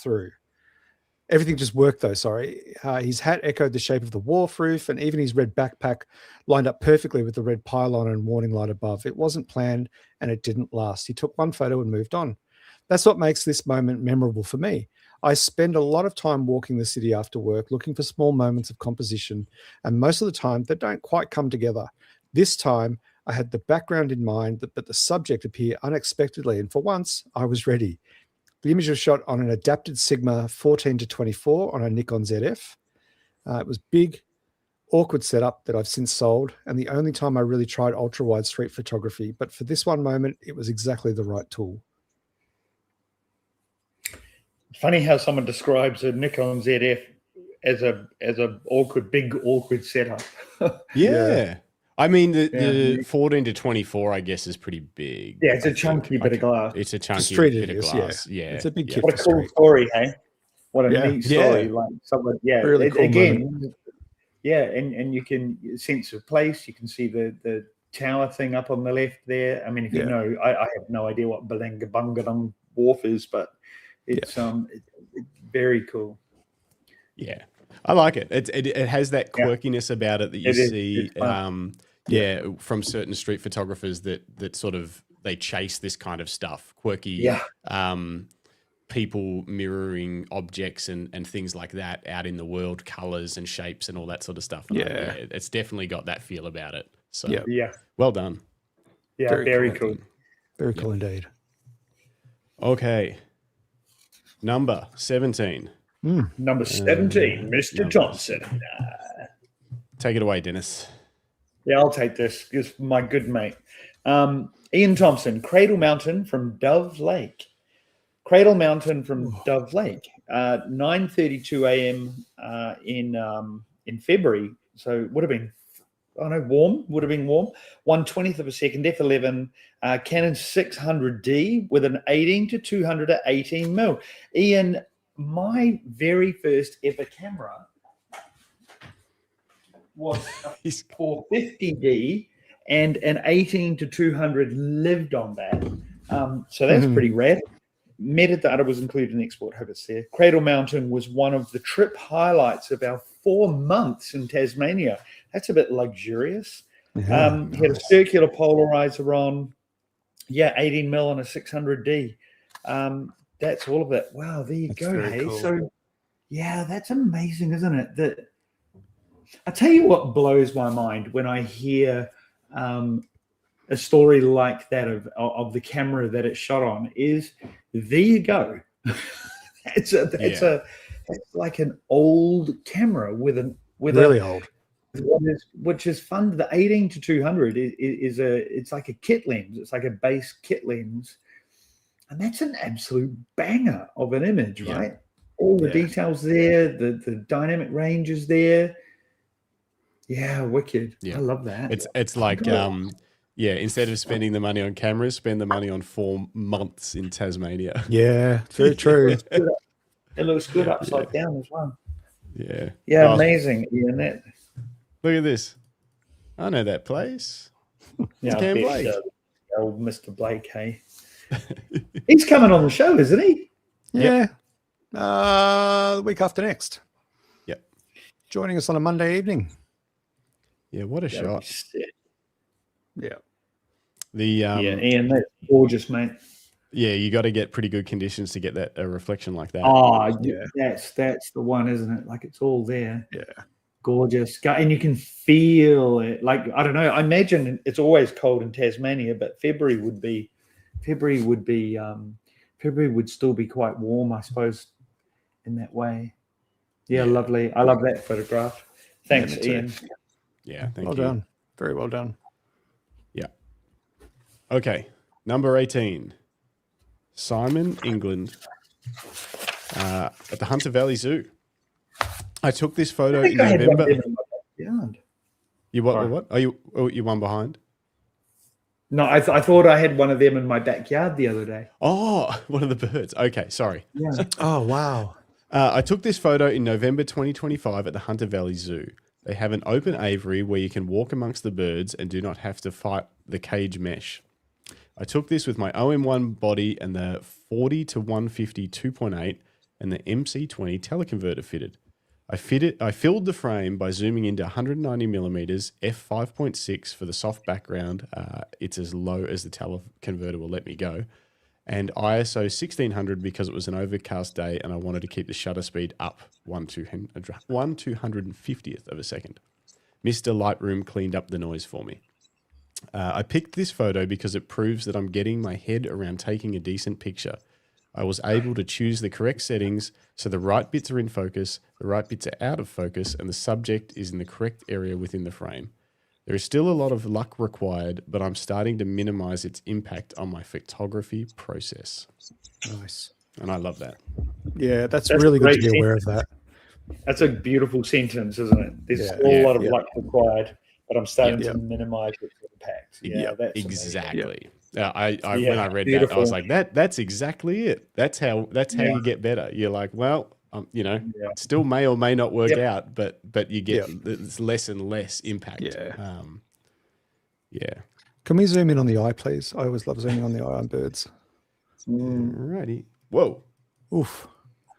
Look at that file. Yeah. And for what it's worth, my for all the Leica and Sony and all the gear I have, when I'm traveling, when I'm on the road, on my passenger seat is a 40 to 150 f2.8 Olympus lens. Really? It's my drive around. Yeah. I have that's with a M1X, but yeah, that's my absolute travel lens. It's remarkable. What a beautiful photograph. Yeah, great work and great everything. Let's check out the comments. My challenge, Simon, and this would be fun for you to try. I don't know if you have the photo. I don't know if you have access to Photoshop, but if you draw a that branch in front of the bird, if you draw a mask around it and then do an AI whatever it is remove or fill, you'll be quite blown away with the result of how it will look perfect. Yeah, like it would take that image to the next level in terms of it looking. Yeah, really. Yeah, I mean that's the luck thing. You can't stop where the branches. Yeah, with the branches. But yeah, you sneak up and snap it off. Yeah, you better remove that really easy. Yeah. But yeah, what a stunning camera combo. As well. And you've killed that. What a beautiful Rainbow lorikeet apparently loose in to get them in a backyard. Yeah. And New Zealand, we don't get any colourful ones. Greg Carrick says a good composition, even a bit of catchlight, and there is a little bit of catchlight in the eye just to really make it pop. It's looking at you. And Cam Blake says, I hear Simon now has a new 50 to 200 2.8 OM lens too. which is a sick piece of glass, man. Yeah. Lauren just got that lens. Yeah. And Grant says these birds are a photographer's dream, those colours. Yeah. Oh, and our friend Bruce is here. He just says, sorry for not commenting, watching, listening, and colour grading a short film on a deadline. That's how it's done. Multitasking. Good work. Okay. Can I have this one? Absolutely. You can. Oh, this is, Oh, who is it? Oh, my God. So this is Mr. Nick Fletcher. Are you in the house, Nick? Number 19 we're up to, for anyone following along. Number 19, Nick Fletcher. Former guest of the show, so he's in the guest category. Yep, amazing. And also, for those that don't know, semi-founder of the BFOP Festival, and I imagine we're about to learn the astonishing story behind this image. Nick Fletcher, I titled this one too, unfortunately. Did you? Yeah, nice. Yep. Definitely not my best photo of the year, but the one that spikes the most emotions. This was taken at our base camp at Amadablam. Kami was our Siddhar, the Nepalese dude who runs the base camp and all the expedition logistics, an important person when you're going mountain climbing. He was a super calm guy and was probably the most respected man in the Khumbu Valley. He'd run more than 30 seasons on Everest along with a host of other mountains, and there was nothing he hadn't seen. He was the guy who coordinated the rescues when it all went pear-shaped. Wow. He had he had 4 yaks. He was really proud of that, wandered around base camp causing general chaos. This photo was taken after Kami had sent Ganesh, the cook's helper, to shepherd the naughty yaks out of camp just as the afternoon fog rolled into camp, leaving the mountains exposed above. I was holed up in the mess tent as the temperature was about to drop from pleasant enough in a light jacket to, good God, that is bloody freezing, said in a weird English accent. But I poked my head out in time to see the mix of light, errant yaks, and a somewhat bored Ganesh. I shot one frame and then headed back in for tea and cakes. Fuji GFX R100 RF, in uppercase, shot without IBIS or a tripod. You guys rock. Well, there you go. You rock, Nick. Oh, man. That's insane. And again, this just dives into this whole concept that by the nature of a photograph, it's two-dimensional, right? But the second that you start to learn the how, the why, the story behind it, all of a sudden it just sort of folds into 3 dimensions off the screen. And I know Nick and his wife Evelyn were away in the Himalaya climbing, and so there was probably a lot of stuff going on for them at the same time. So what a treat! Yeah. An astonishing photograph. Crazy it's good. nuts. Yeah, It's nuts. and gorgeous So good. story. Everyone's pretty stoked with this one. Yeah, Yeah. mind-boggling. Yeah. Beautiful composition, great shot, great black and white. Makes me want a GFX 100 RF. Yes. Without a tripod. Tin Type Man says, how on earth are you going to choose a winner? It's a great question. That's a great question. I think we've got a bit of a plan for how each of us are going to choose our winners because we just pick what we like. But what's going to be tough is us choosing the guest image of the year. That's going to be very difficult, actually. I didn't really think that through. That's okay. We'll get there. We'll get there. We just have to. Wow. I know the stakes are high, but we'll be okay. They are high. Oh, It's glory. there is glory. I would imagine Nick would love to go home with that trophy. That doesn't. I'm looking forward to hearing some stories of that trip. It sounds like there was I some. know. Yeah, it sounds like there was some pretty wild shit going down. That's for sure. Yeah. Rodney says my score sheet is a nightmare. So is mine. You want to see mine? It's like it's It's hard.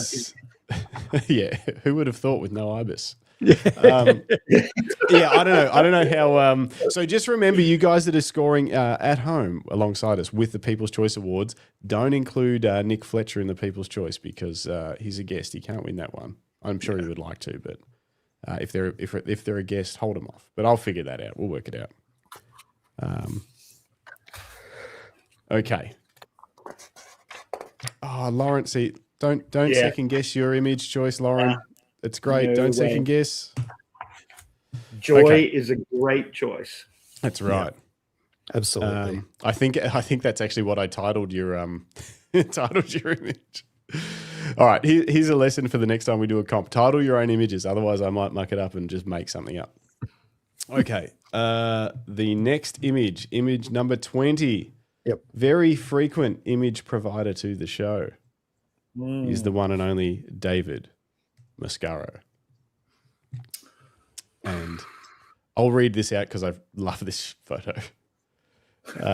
David Mascaro, and I titled this one Hate Ashbury District. The metadata is Nikon F2AS on HP5, smiley face. This was my favorite street photo of the year because it so represents the Hate Ashbury district in San Francisco. The free-spirited people of this district make you feel like you're back in the 60s or 70s. This was taken on the day celebrating the Grateful Dead. So many throwback characters, it was hard to choose. If you guys aren't familiar with this district, it's where free love and hippies probably originated from. So many bands and artists lived here, too many to list. If you know who Jim Marshall is, then you know this district. He was best known for his photography of this area and all the great bands that have come through here.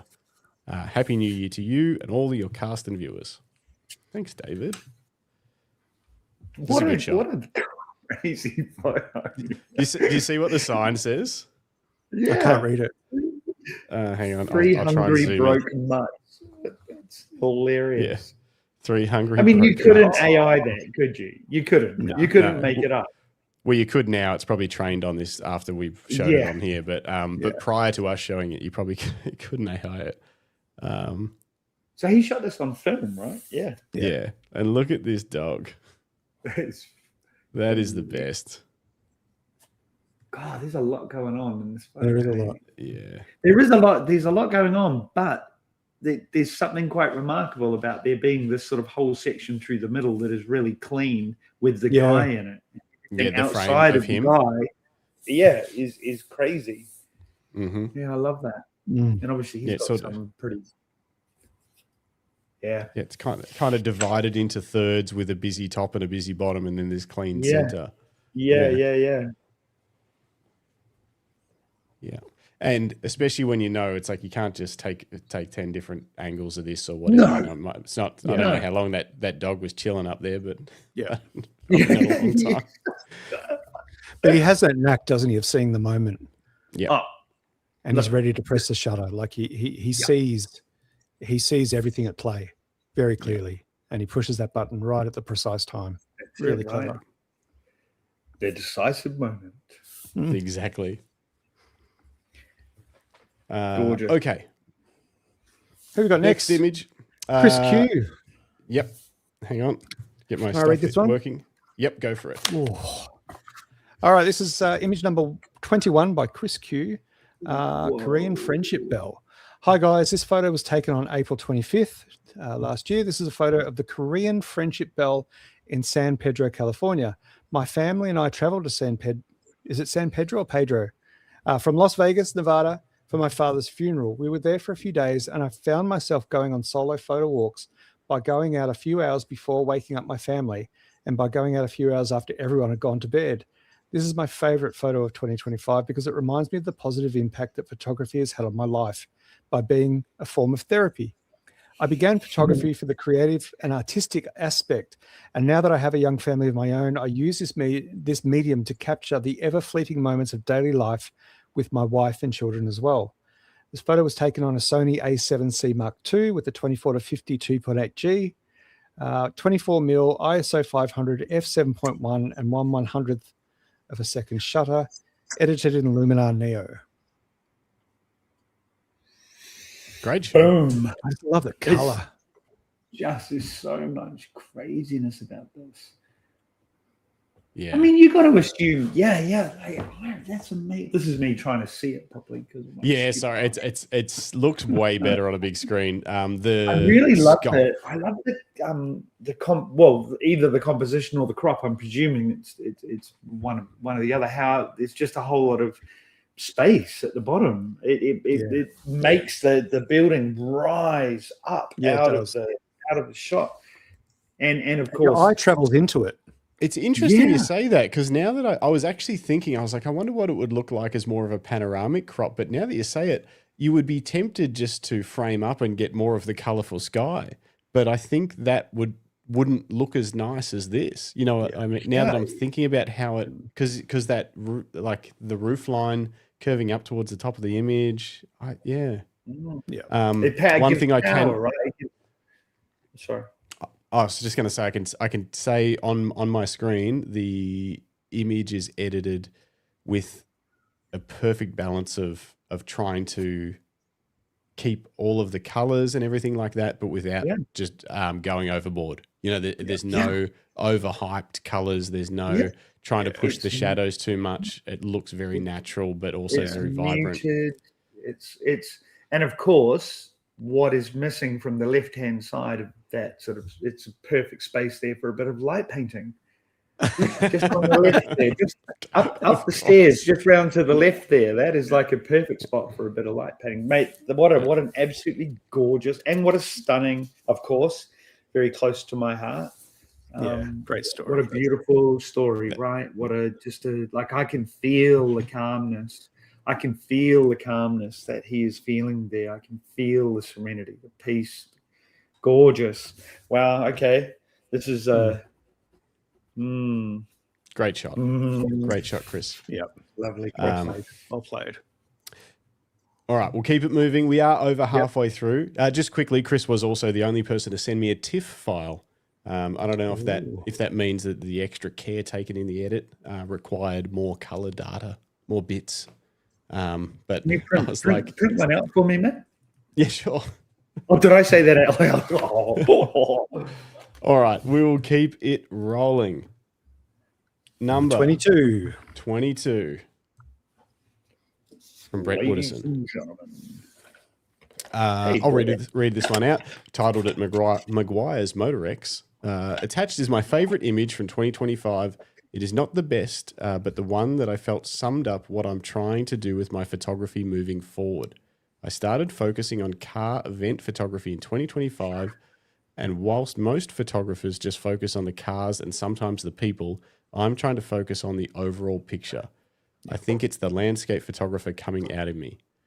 Thanks for a great year. Looking forward to 2026. And this was shot on an EM1 Mark II, 19mm, f2.8, 2000th of a second at ISO 200. It's a very interesting point. Do people at car shows get sucked into the cars a bit too much and don't take a step back and try and get in the overall vibe of these festivals. It's the vibe. The vibe include the Ferris wheel, include some of the stuff going on in the background. That's the first thing I thought when I saw this is well spotted.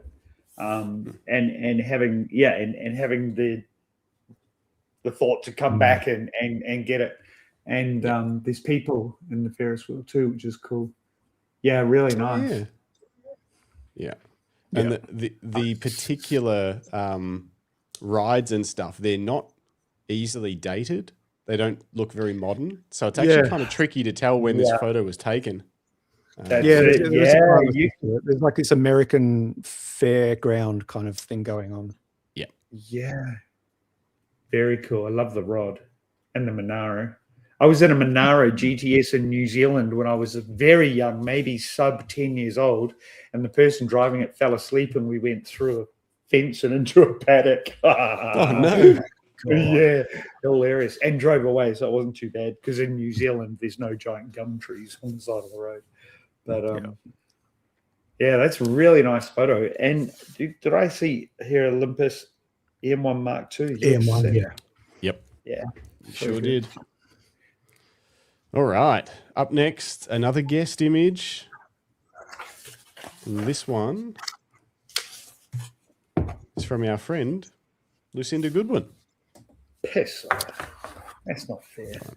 I'll go again. Missy Higgins at Port Fairy. This image of Missy Higgins at Port Fairy is one of my favourite collection for 2025. The image looks like it was shot in a studio with one sole spotlight in the frame. However, there is 6,000 people behind the camera. The emotion and lighting is that draws me in the most. Yeah. And it's got like a film quality to it, the way that it's been edited as well, and the masterful capture of light. It really makes it timeless once again, Lucinda has this she has this just beautiful way of doing that, making you feel like you're just for you. Like it's Missy's there singing and also the emotion, and I'm a Missy Higgins fan, and it feels like her. She's so gorgeous. And control of the light is wild. I like the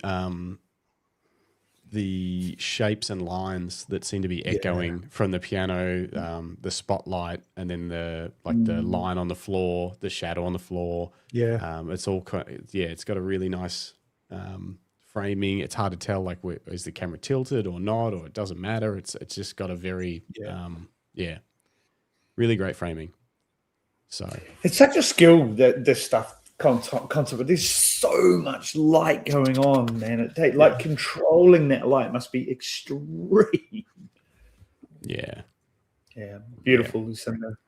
Great work. It's been a joy getting to know your work this year. Like really gorgeous. Yeah. Yeah. Great addition to the podcast too. Yeah. Jumping on, helping us out. Oh yeah. Gorgeous. All right, let's keep it rolling. Up next, who wants this one? I won't read it out because he's too close to home. It'd be a bit of home cooking if I read out his submission. This one's from Grant Fleming, City Bridge. This is my favourite photo of the year. It's nothing special. Well, I don't agree. It is. It's amazing. No. Anyway, but for me to find time and get out of the house with all my gear, this was huge. I like that it shows stillness and movement in the same photo. Motion blurs from clouds, people and vehicles, but stillness in the city and vehicles as well. This was also out of my depth, as I normally like to shoot nature. This was shot with a shitty Canon R5 and a 15 to 35 2.8 with a Nisi 10 stop, ISO 100, 20mm, 7.1 aperture, and 20-second exposure. Yeah, and I think it's one of the nicest, most appealing images of the city I've seen in a very long time. Yeah. You don't see it with this color palette often. I don't know whether not with that richness. No. Yeah. Melbourne often, like the last time I went in, we drove in from the Adelaide side, and it always feels like something out of a Batman movie. It feels like Gotham, like just dark, dull, sort of a place. Of course, once you hit the city, it's like just outrageous. But It is Yeah, like this that coming in from the west, isn't it? It's just Yeah. all freeway and concrete and Yeah. It looks, and it's just great. monoliths. Yeah. And so the color here is there's just so much gorgeous Yeah. color. And I You know, really the applaud old- the 1-to-1 ratio, the Yes. square framing. Again, yeah, that's a good point, actually, right? Yeah, Yeah. what So a we lovely photo, actually. It's actually really good, Grant. Good job. Yeah, well done. Who would have thought? You did, Yeah. Are we putting Grant down as a guest or a Oh, disqualified? well, Let's just- no, because technically we've never interviewed him, have we? Oh, that's true. I don't know. I don't watch the No. show, so I wouldn't have a clue. Let's put him in the regular category. If you would like Alright. to vote for Grant, the regular category is that we are on image number 24. Oh, it's going to be hard to judge. My scoring system's gone a bit pear-shaped. It's like you're changing it on the fly. Kind of. It's interesting. I wasn't expecting so much awesomeness. He started at 9.8. And you're like, oh, I know where to go from here. What am I going to do? I'm at 9.931 out of 10. Maybe we should do that next year. We'll hold up signs. Yes, Just like scorecard. diving Yeah. scorecards. Yeah. And that's locked in immediately. Yeah. Okay, Yeah. moving on. Okay, where are we? Number Who 25. wants to read this one out? Okay. Beautiful. 25. Yeah, right. It's a bird. John Latimer, right egret, which I'm presuming is the type of bird. Oh, no, I've misspelled it. It's white egret. Oh, white. Sorry, White, we say. white. White. White. So this is a white egret. I won't read the entire thing in my posh English accent, but hey guys, big fan of the pod. Photo of a white egret, photo taken at Homebush Marshlands in Sydney. I travel there for work and love exploring the marshlands. I'm into bird and nature photography and managed to get what I think is a great photo at golden hour. This is a tidal inlet, so they tend to hang around for easy fishing. Didn't get the shot of him catching the fish, but the golden light was amazing at this moment. I love this photo because at the time for me, everything felt like it fell into place. After doing a few workshops with Matt Crummins, Oh, we're so sorry. then going out on my pause for comedic then going effect. out on my own, what he said and taught started to make sense. And after many photos of just First a for bird everything. on a stick, Sorry. I love it.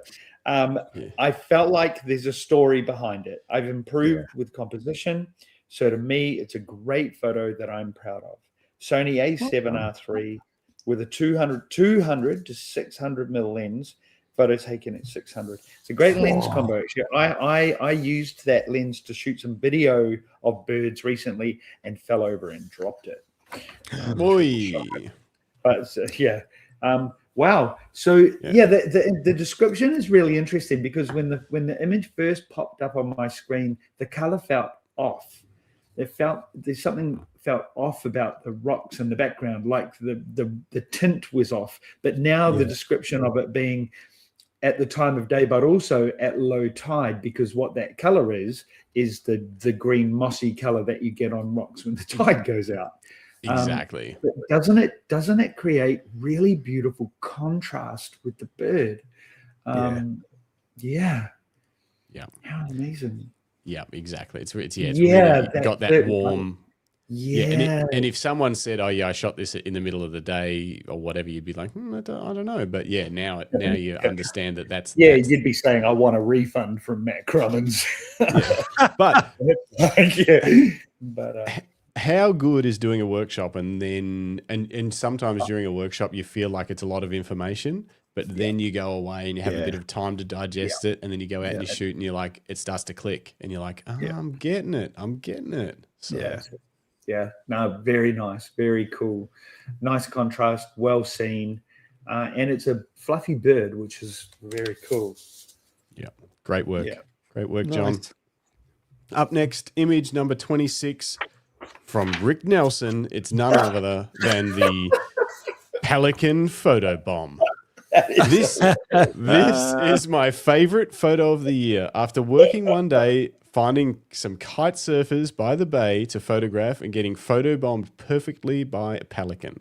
Shot on my Lumix S5 II with the Sigma 100 to 400 mil at 800th of a second, f6, ISO 1000.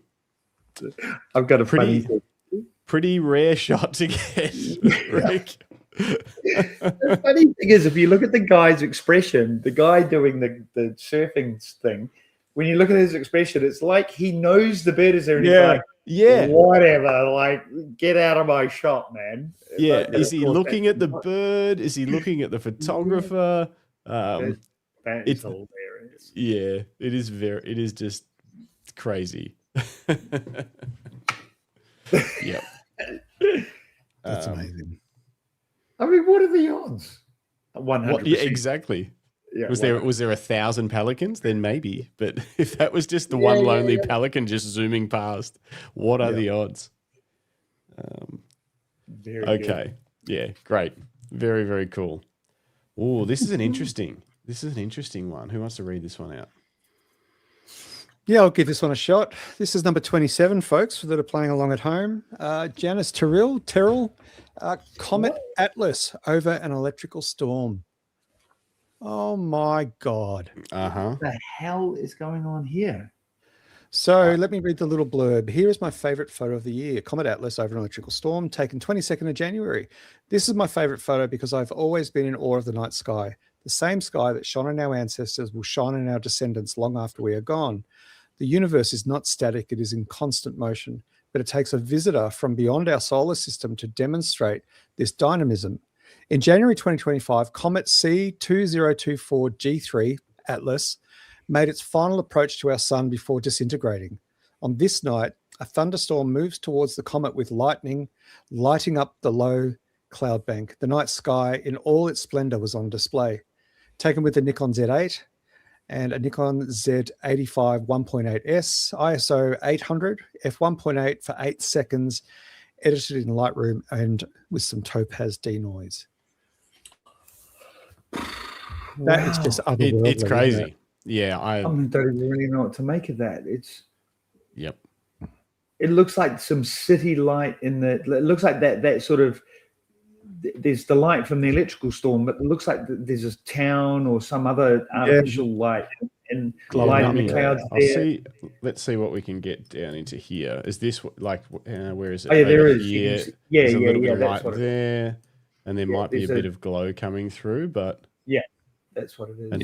And then you go into this part. Yeah, and then the comet thing. Amazing. Is that the one that was meant to be a UFO?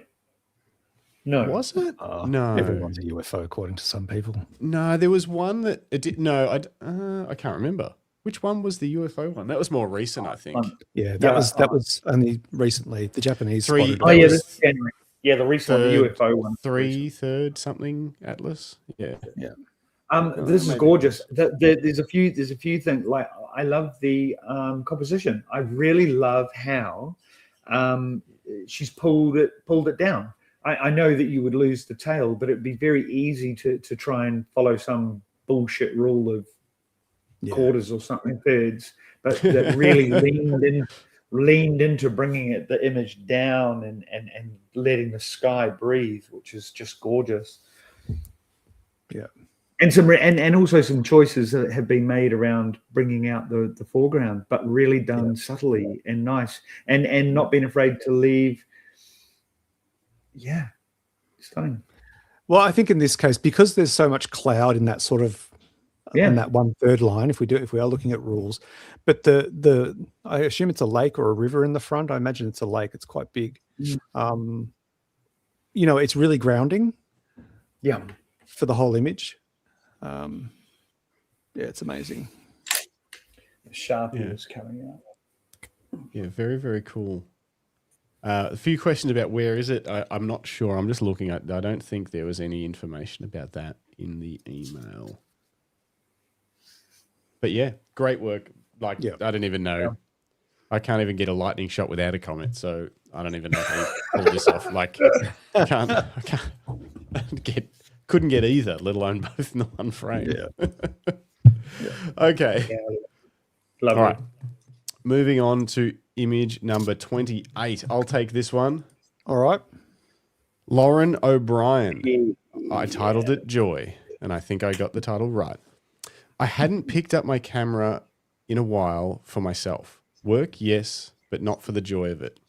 Somewhere along the way, the joy had thinned, replaced by necessity. As the light slipped away, I ran inside to grab my camera. The first weekend of daylight saving, that soft stretch of evening you don't want to waste. When I come back out, my daughters were already lost in giggles, tangled together on the grass, time doing that quiet thing it does when you're not paying attention. This frame reminded me why I fell in love with photography in the first place. Golden hour spilling across the backyard, grass-stained knees, a newly missing tooth, wild laughter, the kind of love you don't direct or design. Just harvest and ember exactly as they are, exactly as this season is. Wow. Big goosebumps. Yep. Oh yeah. The power of photography, right? Like I'm heading over to my daughter's wedding in New Zealand in a week and a bit, and so I've been looking back over old photos of her, and the power of a photograph is that you forget so much of our lives. I do, and Lauren will look back at this image in years to come and remember that moment. They'll hear the giggles and feel the sun. And it will bring her the joy that she feels looking at it now constantly throughout her life. And the kids will enjoy it too, right? Yeah. Yeah. Amazing. Yeah. You chose well, Lauren. Don't worry about that. Yeah. Hit us right in the feels. Yeah, Tweak says, I'm not crying, you're crying. It's true. Yeah. Amazing. Yeah. Really Beautiful powerful. choice. And also, your words are just gorgeous. Yeah, that powerful reminder that when you shoot commercially it's hard to remember to pick the camera up and make something for us, right? When it's always for someone else.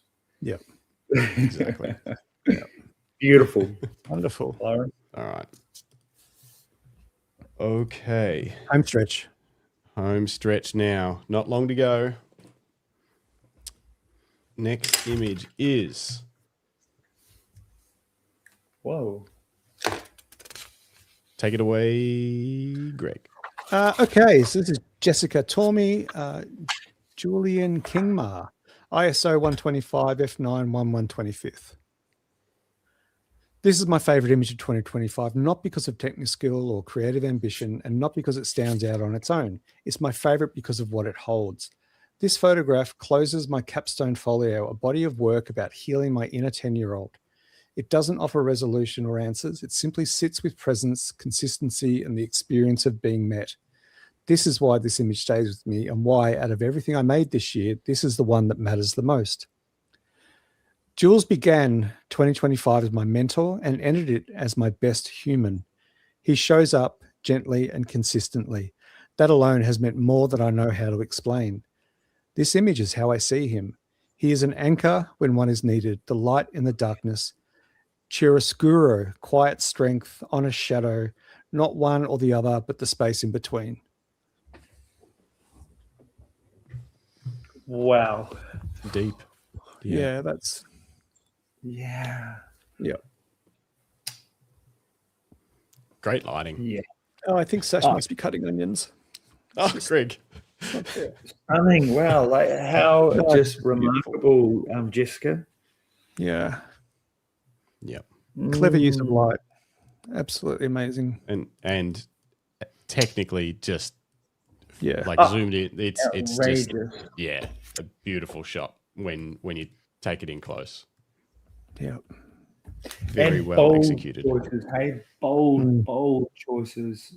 Yeah. But I love this too. Yeah. Everything right about portraiture is here. Yeah. Yes, Greg. Yeah, indeed. Well said, Carrick. Absolutely cool. Very, very just. I love seeing the variety of images that we're getting. Yes. Too. Yeah. And that we're getting just random, from portraits through to sports, through to macro, wildlife, family. Like, yeah, it's pretty cool. I was actually very excited when I was getting all the images together. I was like, this is a getting very hard. broad photography. This is just photography for photography's sake of all styles. Yeah.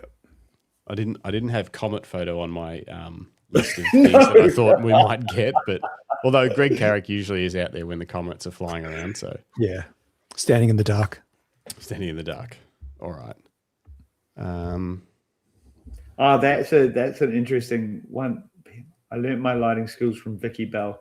That is really interesting. Because if you learned anything from Vicky Bell, I can imagine that you didn't just learn lighting. Yeah. Yeah. That woman Yes. is a powerhouse. She is the powerhouse of gorgeousness. Yeah. Damn it. That is so beautiful. Yeah, well done. Also, Nick Fletcher says, late to this, love Greg's macro adventure. Jason's concert photo of Chillinit is fab. So that's where he's up. Oh, yeah, Right. look, Greg's Eclipse is nuts. So that's, you're a little, well, wait till you get to this bit, Nick. Your photo is great. Yeah. Oh, yeah, he's in the past. We're in the He's future. in the past. Yeah, we're talking to him. We're talking to him in the past future. Your photo was sick, man, but you haven't seen it yet because you're not there. We're here. Oh no, my brain's going to explode. Okay, moving on. Who wants to read out Rodney Nicholson? Let's go. Who? What is going on there? Number 30, Rodney Nicholson, Shadows of Light. I love the colours and its painterly feel. Also, it's a place I often dive into. Lots of friendly stingrays and the occasional seal. Okay, Aquaman. ISO 80, a 40 millimeter, 5.6, 1/160th. Was that just a rhyme or was that a haiku? I'm trying to figure it out. What's a haiku again? Anyway, I don't know. It doesn't matter. That's very cool. It is very cool. Yeah, there's streaks of white and leaves and all sorts going on here. Yeah. Abstract. Yeah, Abstract, exactly. yeah. Yeah. very abstract. Oh, Yeah, Rodney's been doing it for so long. He's seeing things that I just would not see. and to his credit, over the Christmas break, well, you know, not that he ever stops, but I've been following him on socials, and he's just out there flogging his calendars and his prints. He sets up his tables outside, you know, where people are coming past. Yeah, he loves it. Working. Yeah. He loves that interaction. Yeah, working. Yeah, That's yeah, what still it's working. Yeah, that's it. 50 Man. something Hustling years to get later, on. still, yep, still doing probably what got him started. You know, selling prints on a fold out table. Yeah. God, that's amazing. Actually. Yeah. All right. Mhm. You got Nice work. you got mic problems, Greg? Do I? Oh no, just when you were sounded like you were twizzling it. Sorry, I Action keep film. playing with it because it's, you know, right near my mouth. we're doing well. It's only 9:00. Yeah, we're almost Oh, through. well, I'm in the All right. past. All right, hang on. I'll get this one. David Clark Digifrog. That is I called it the studio. This one was taken August 25. Funny story this. After working for many months converting a spare room into a little pet studio, I was super excited to have my first real test shoot with favourite and only daughter, who is a vet nurse, on her 23rd birthday, and her rather ditzy Dalmatian Cash with our rather perfect shepherd Marley. Everything worked spot on. Then, the next week, my son, his wife, and their 1-year-old asked to move home with us for about a year, in quotation marks, whilst they build their new house. Hence, studio rapidly dismantled, as room now needed for important family space. Ah, well, it will come. Back out of the box one day, and I'll pick up the project where I left off. It became my favourite shot of 2025. Canon R3, 24-105 EF at f9, 200 a second, ISO 1000, softbox gridded, and background gelled. Great lighting.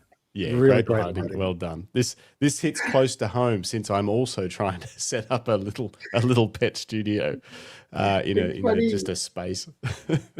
It's funny how the dog, it looks like she's gone to lean into her favorite dog, and it's leaned away from her. Yeah, I know. They've mimicked Space, each please. other. Just a little bit of space. Thank you. Yeah, exactly. She's like, put your head next to mine. He's like, nah. I don't think so. Yeah, girl. Yeah, amazing. And of course, what's that? That's a German Shepherd, isn't it? Yeah. I am the important one. Getting the both dogs to look as it's not as this looks like it's like, oh, just pop them there and take it's never as easy as even a well-behaved dog to add two and then get him to look at the camera. It's well done, but also very damn on having to shame about the studio.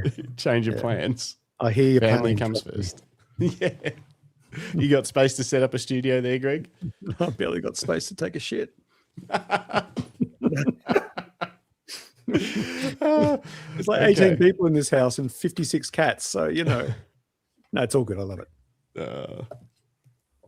Okay, who's next? Number 32, if you're playing along at home, Mitch Gamble. Whoa. Seminyak Sunset. All right, you go, Dan.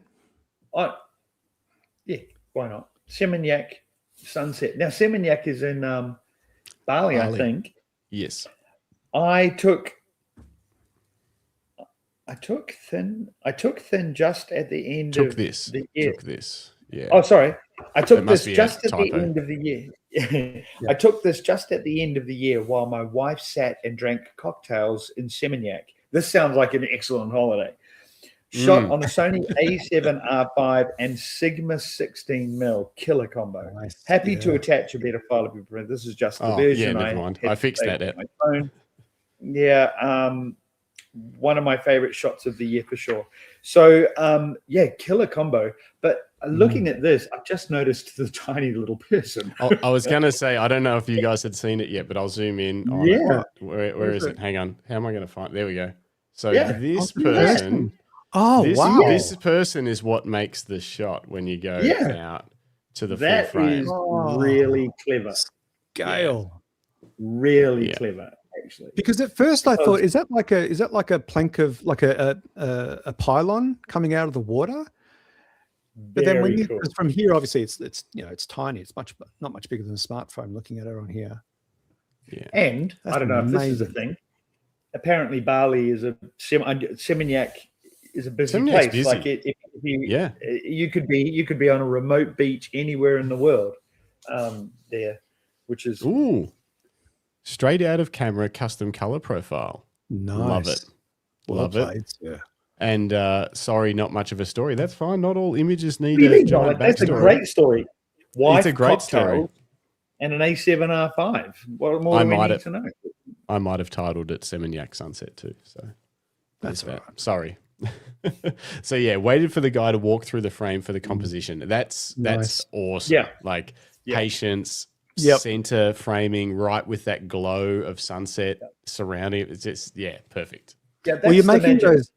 Yeah, and you're making those decisions not to sort of go, I can't be bothered waiting. I'll just point up a little bit and crop them out.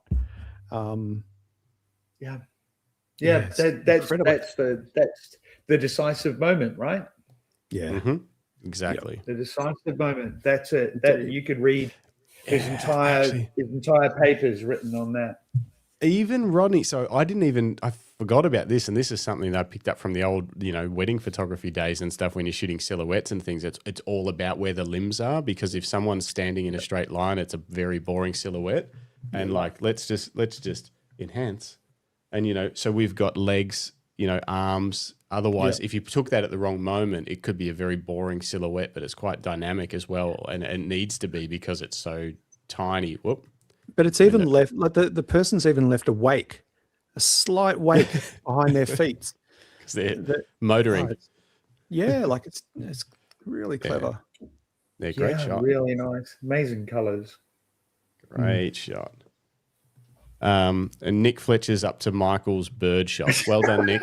You're doing well. He's doing well. Yeah. You're going to be up late tonight, Nick. Okay. I guess, is it... Number Greg's 33. 33. All right, this is Paul Sutton, Red Reflecting. I don't know who gave it that title. It might have been me. Camera was the Panasonic GX8 1/25th of a second f3.5. 15mm lens, ISO 200, sunrise reflecting on the water, taken on the 31st of May at 6:37 a.m. This is my favorite shot this year, as the sunrise is red, reflecting sharply off the water. I have rarely seen this. Process using DxO Photolab V8. Thank you very much. I've discovered your show in 25 and I'm really enjoying it. Well, we're really enjoying it. You're really enjoying it. Yeah, thanks, Paul. Thanks for sending it through. And I can't believe the colours in this thing. Yeah. Look at that. Water is so cool. Living on Mars would suck, man. Like there'd be Because there's no water. No water. It'd all be AI. This is so good. Yeah, it is. Yeah, it's a cracker. Great work. Yeah. What's it? Hang on. I don't know if I know what a GX8 is, but I'm assuming it's not a. Is a GX8 a full frame? I don't actually know. I don't think so. I think No. it's more compact than that.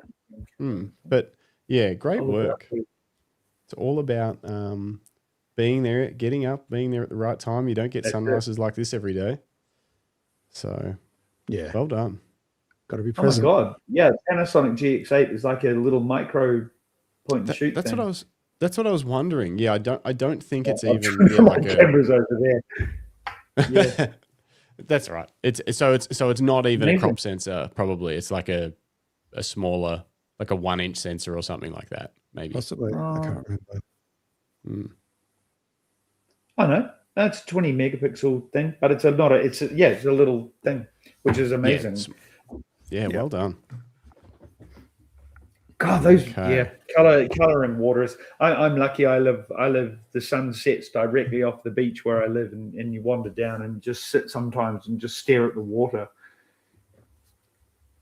which is amazing.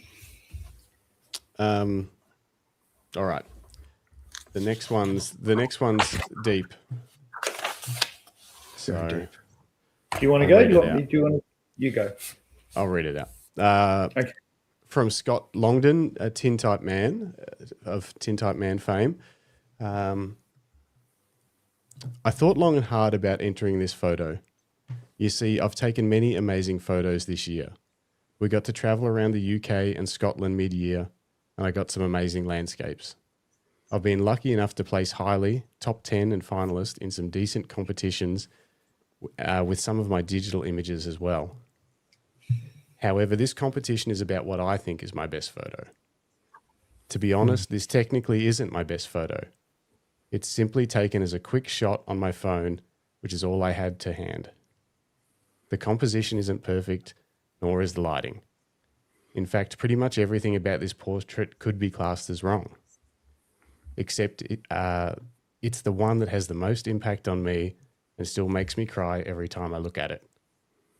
It's a photo of my mother-in-law dying while I held her hand, just a few moments before she passed away. It's a photo I'd never have dreamed of taking, except that I did a session at BFOP a couple of years ago where the instructor was passionate about taking photos of people dying and the deceased. I think it was Paula Mahoney's session.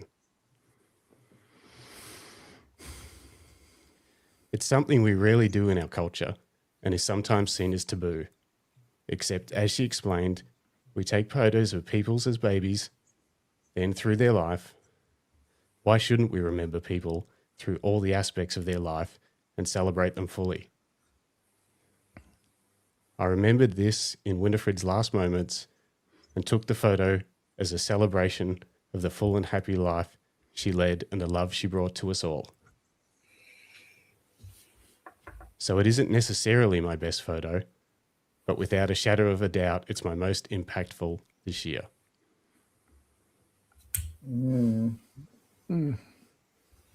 Remarkable, hey? Yep. Yep. There's this, what he says about this in the West, all cultures have different values, but he's, talking about this idea of not being afraid to do this thing that is happening here. And it's powerful on so many levels, right? The personal connection for him to her. It's a memory of her. It's a memory of her in her last moments, but seemingly really at peace. That's what the photograph does. A reminder also that this is a photography podcast, that the best camera in the world is the one you have in your hand. Yeah. And it's allowed him to do this thing, which is beautiful. And thank you for sharing, Scott. Yeah, it's really brave, Scott. Thank you. Yeah, immensely. What a beautiful moment. Yeah. Yep. Yeah, when I said it, when I saw the email, I was like, oh, that's going to be a tough read. It's so special. Yeah. And again, just this incredible thing that we're all involved with in learning, like, it's BFOP, but into anything where you can, Scott is a very, very, very talented photographer in his own right, and yet turns up at BFOP and learns something, is inspired by something that another photographer has taught him, and this is this beautiful thing that we have in our community, where it doesn't matter how good you are in one way or a different way. If your heart and your mind is open to learning, you can always learn really powerful things and new things that allow you to have the courage to do new things for you. Yeah. Well said. Yeah, very well said. Humbling. Yeah. Yeah. There's some lots of comments, including Greg Carrick saying, "Beyond all the feels, this is so well composed," and I actually agree with that too. Like, he was it's so true. Hey, it's actually a great photo. Yeah. Yeah. Yeah. Connection. Yeah. Rick Nelson says, "This is real photography where technique leaves the room." And lots of other great comments.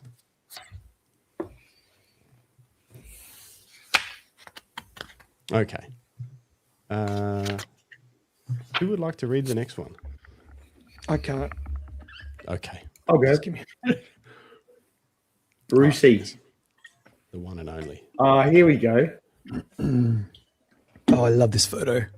Yeah, I'm just going to bring it up on my screen a bit bigger while I'm reading this. Yeah, magical. It's funny that because I remember this. This is Bruce Moyle, Infinite Branches of Possibility. What an honor to be reading this.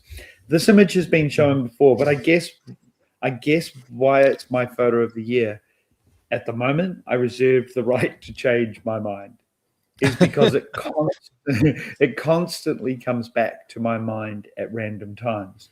I see it as both an image of a guy out in the middle of nowhere, but also someone that has every option open to them if they put in the effort. I constantly feel adrift, and while I am lucky to have an amazing family, good steady work, and a variety of communities, including this one, to take refuge in, there are always days where feeling isolated happens. Therefore, I reframe this image from isolation to every possibility is available. The artist's statement I made when I first posted it. What may look like an unending and lonely space requires you to see the infinite branches of actions that can be initiated. Unlimited possibilities. Just paddle in the direction that your soul feels. Feel free to change direction again if you change your mind. Okay, settings are super not interesting, but attached as well. 1/160th of a second, f/35, ISO 200, 85 millimeters. Could that be 3.5? Yeah, I don't know. Yeah, it must be. Yeah, I don't. Yeah, I don't know whether maybe I mucked that up. I don't know. Yeah, I probably typed. So how utterly gorgeous as an idea, right? That insert sick photo, but just again, it's this thing of, hey, I'll tell you something wild that is happening for me. Whether I feel like I can see the curvature of the earth here. Yeah, yes, same. Yeah, it draws you in too. It draws you over the horizon. But it's flat, Dennis. Yeah. Well, thank you. It is big. Yeah. The scale is epic, isn't it? And just in case anyone needs where is it? Yeah, just to get the paddle border. So cool. It looks like the paddleboarder is standing there staring out rather than actually paddling. Right. I mean, I remember seeing this image before, but again, it sort of goes back to this, to that one at Seminyak, is this idea of this is something that may or may not have been really intentionally composed, but what a gorgeous idea, right? That depth is now this depth to it, because now I'm putting myself in that mindset of possibility, change, direction, all of that. And the treatment is awesome as well. Like the toning, black and white, the way it's been done, it's perfect. Yeah, absolutely perfect. He knows how for to those, photo. yeah. If you're playing along at home, that was image number 35, and Bruce is so wonderful that he's in the guest category of this wonderful competition. So don't include him in your votes for the people's choice. Okay. Okay. All right. This next one's a bit of a read. Who's feeling long ready? I can read. You can read. I do it for a living. Yep. Yeah. All right. This is from our one of our earlier guests, Nathan. That was quite a long time ago. Whoa, look at that. Yeah, that's wild, hey? Holy. Yep. Wow. Futuristic sci-fi dystopian world. So much going on. It's a movie set. Venezuela. Don't. Oh, I thought you said dystopian. Okay, here's Nathan's considerable blurb. So hang in, folks. He tells the story. Sometimes for me, it's not always about how good a photo looks, but the story of memory attached to it. Oh, bingo. For me, this night was the A-League Grand Final between Melbourne Victory and Melbourne City, the first time there had been a Grand Final derby in Melbourne. As a lover of sport overall, mostly what draws me to sport as a whole, besides growing up playing footy and cricket, is the raw emotion fans bring to the game. Soccer or football, whatever you call it, depending on what side of the world you're on, is notorious for being a high emotion sport. 90 minutes and it might be a draw. For me, soccer is one of those sports that the fans are what make it better. The chants, the banners, the flares, and the passion. There had been a bit of chat in the media coming into the Grand Final derby about rival fan groups, and after some extensive research and knowledge from recent years and some of it conversation with people in the know, I had a feeling that it would have been a large turnout. I took my small rig set up with me, a Fuji X-T30 Mark II and two lenses, 16 2.8 and a 35 f2. I knew the light would be a mixture, and after experiencing shooting the AFL Grand Final celebrations of Richmond in 2017 and then Collingwood in 23 on Swan Street, I knew the light was a hit and miss. To begin with, Victoria Police were not allowing anyone on the road, a strange motive as the size of the group began to grow and kick-off time was getting closer and fans were beginning to grow impatient. Before you knew it, we were on the road, flare smoke fills the air, and somehow I'm at the front. A small group between the line of heavy right police with batons and shields and these hardcore Melbourne Victory supporters. It might sound dumb, but I was more nervous about the reception I'd received from the supporters on my left and the police on my right. I got tapped on my left shoulder asking who I was and who I was shooting for, something that happens so regularly when out shooting large-scale events like this. I said my name is Nathan, and he replied, I know your work. You shot those photos at the weapons conference protest last year. Your work is sick. You are all good. I didn't get his name, but it was like a small acceptance, and I became less worried about what was happening on my left side. Every time something got a little hairy amongst the supporters, he would grab my shoulder as if it was him saying he's with us. Eventually, the police let the crowd pass, and the supporters of Melbourne Victory began to make their way under the train bridge and towards the stadium. The series of photographs that I took that night tell more of a story than just this one single image, where this single image sets the scene and this story helps. Shot on an XT30 Mark II with the very compact Fujinon XF16 2.8, 1/400th of a second at 2.8 ISO 800. Epic. Crazy. It is crazy. It is incredibly crazy. Yeah. F8 and be there. Yeah. Nathan says he is still here watching the show. He's just playing Switch. Yes, my man, Nathan. He's trying to score some points with Greg. Yeah. He knows the way to my heart. There's 10 out of 10. It feels some images look so good that they feel staged. Like this looks like a still. It looks like a still from a movie set. Like, see how all the cops' legs are kind of the same way, but they're all lined up. But it's really complex shooting stuff like this. Oh wow! Here's a comment from Mitch. I was in that riot squad before I quit to pursue photography full time. I know those members. I can feel the heaviness of this night. Yeah. Oh my God, I just got the biggest rush of goosebumps. Yeah. That's full on. What a bizarre connection. Mm-hmm. Like, I mean, it must be sort of quite freaky being them. What an amazing shot, hey? Yeah, just incredible. Yeah. Really amazingly well done, Nathan. Yeah, beautiful and kind of scary, which is kind of cool. 1984 vibe for sure. Yeah. Yep. Crazy. There's a thing that I've done a bit, played with, and you see people doing it when they're photographing weddings. Sticking a 360 camera on top of the hot shoe of your camera. It would be stunning to feel the energy in the space, right? That's what my mindset does, is to be something, but you can feel it. I can already feel it. I don't need to hear it or sense it, because I feel it in the photograph, the tension, right?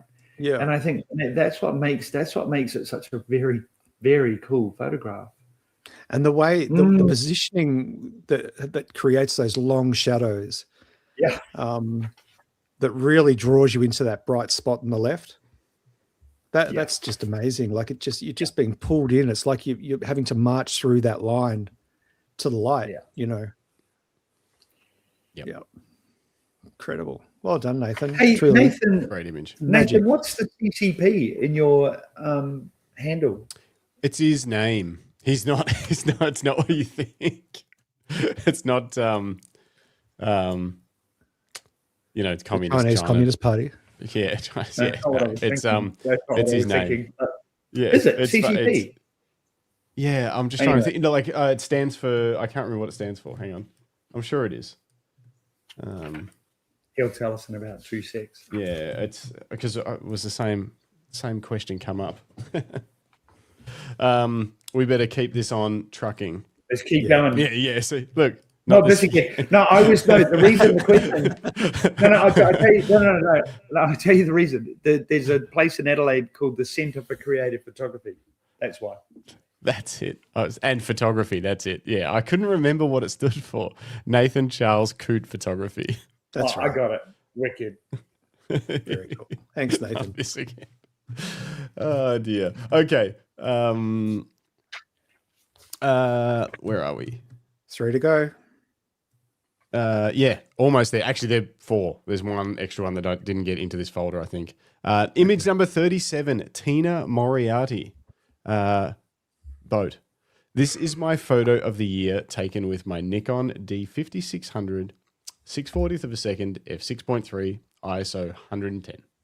Maybe that's 100. I don't know what those old ones used to go. Anyway, I'm a sucker for a boat photo. Yeah, when I'm traveling, you love your boats, don't you? Boat photo. I'm a boat photo sort of person, and I love all of the. Look, Rick Nelson says that's my wife. Boat? Yeah, explain, Rick. Explain. Yeah. I love the amount of birds on this old boat. These seagulls. I really like this. Oh, it would it's too. very cool. Yeah, very, very cool. It's got a vibe. So, yeah. But that was all the info that was included.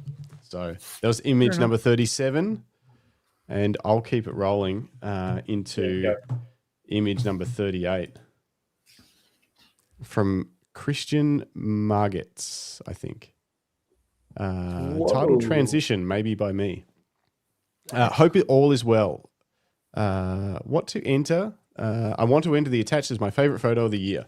Whilst I don't expect it to knock off Greg's Fuji socks, it captures a rare kind of quiet. One of those in-between moments where the world pauses before the next train arrives.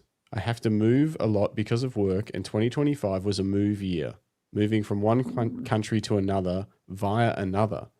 The stark black and white, the clean grid, and the 3 dark circles feel like order carved out of chaos, reminding me that calm can exist even in a place built for constant motion. Whenever I look at it, I remember how much has changed while moving through ordinary days and how those small silent stops can hold whole chapters of my life. It's a picture of a station, but to me, it's a picture of transition and of finding steadiness in the middle of it. Wicked. That's very cool. What's the framing on that? Is it? Hang on. Oops, go back. Oh, okay, yeah. So if you go back, it'll. Yeah, that's the framing. Hang on. Yeah, no, I cool. think it's I think it's actually a small file. I'm pretty sure. Oh, okay. So it's a bit, yeah, because it's pretty. So it was showing. It's very hard to tell because it's got stark black, but they're the edges. There it is. That's the edge. There. Oh, okay. Yeah, they're the edges. And then there is black underneath the. The platform. Really under cool. the platform. Yeah. So it's sorry. I don't think I can change the background of this image viewer easily, but yeah. Sorry, I should have checked that framing first. That's very cool photo, right? Like well spotted and black and white. Yeah, I really like this one. Yeah, me too. I wonder what the words say. It's a good question. We could probably figure that out. But that's a job for another But it's day. kind of cool not knowing too. That's right. You know, if you can imagine yourself arriving in this space and looking up and going, oh shit, I have no idea what that means. I don't know where I am. You know, it adds I love that it adds feeling. mystery and Yep. Yeah, and challenge.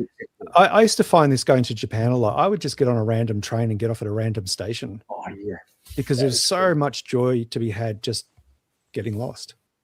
Mm-hmm. You know, and we don't do that enough. India. We're always looking for direction. Yeah. Yeah, I bet. Yep. Wonderful. All right. Second last image. This is Liam.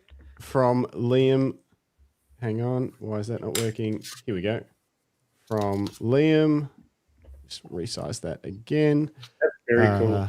Oh, yeah. This is one of my favorite photos I took this year when I was at the B&H Build Expo. Ooh, fancy. One of the models was sitting down, talking, taking a break. I really liked the natural pose. That event really made me want to take my photography seriously. Cool. Yeah. I like that it's a model, not during a model shoot, you know, Yeah. I love the overall softness of it. You know, there's a real kind of, it's a little, I don't know the words, and it's exemplified as well. The control of light is exemplified by the pillar directly behind her, or that curved space, whereas every one of those panels is a different tone. Yes. As it pulls away from the light and goes around the corner. I think that's what it's doing. It's like a pillar. Anyway. Yeah, it does. It looks like a pillar, under a building or a bridge or whatever, like with a dry. Yeah. But it's got this really soft, grainy feel. It does. Yep. Yeah. Good mystery looking away. Yeah, that's a great one. That's I really like that. Well done. And the fact that it's candid, you know. One final photo. Let me just pull that up by doing this, and you won't have it in your booklets that I prepared for you. Whoa! But this is from Fleur Ferguson. Fleur was actually an attendee at mine and Jim's one and only workshop, possibly the greatest photography workshop ever done.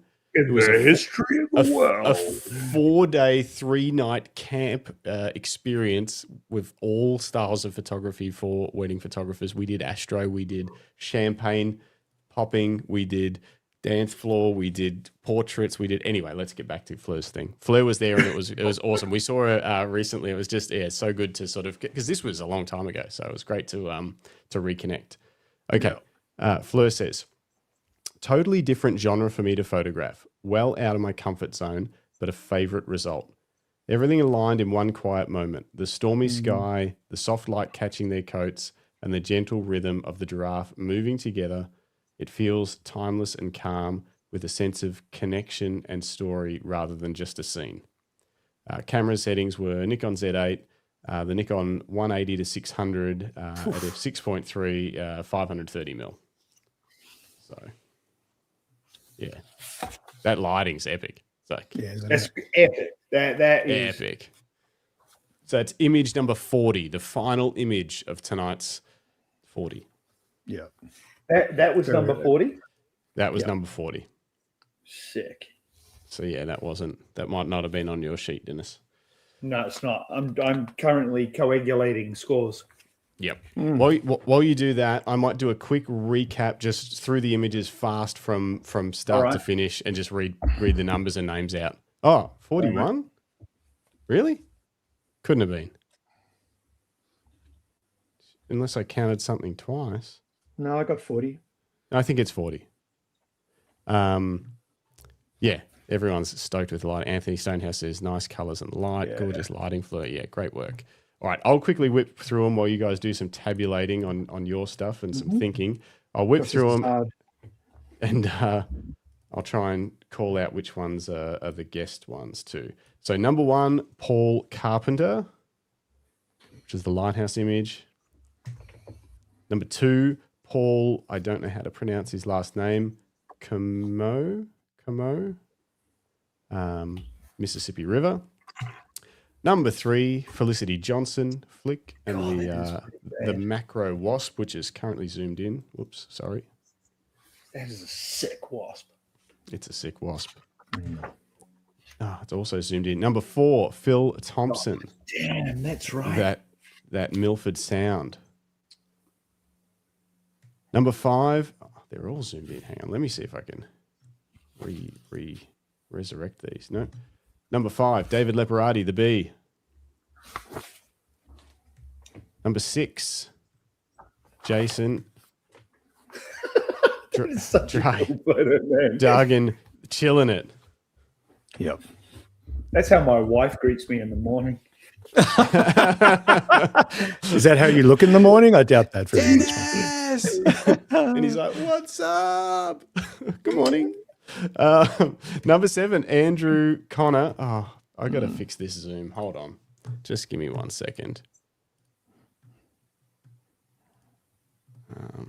I gotta fix this zoom.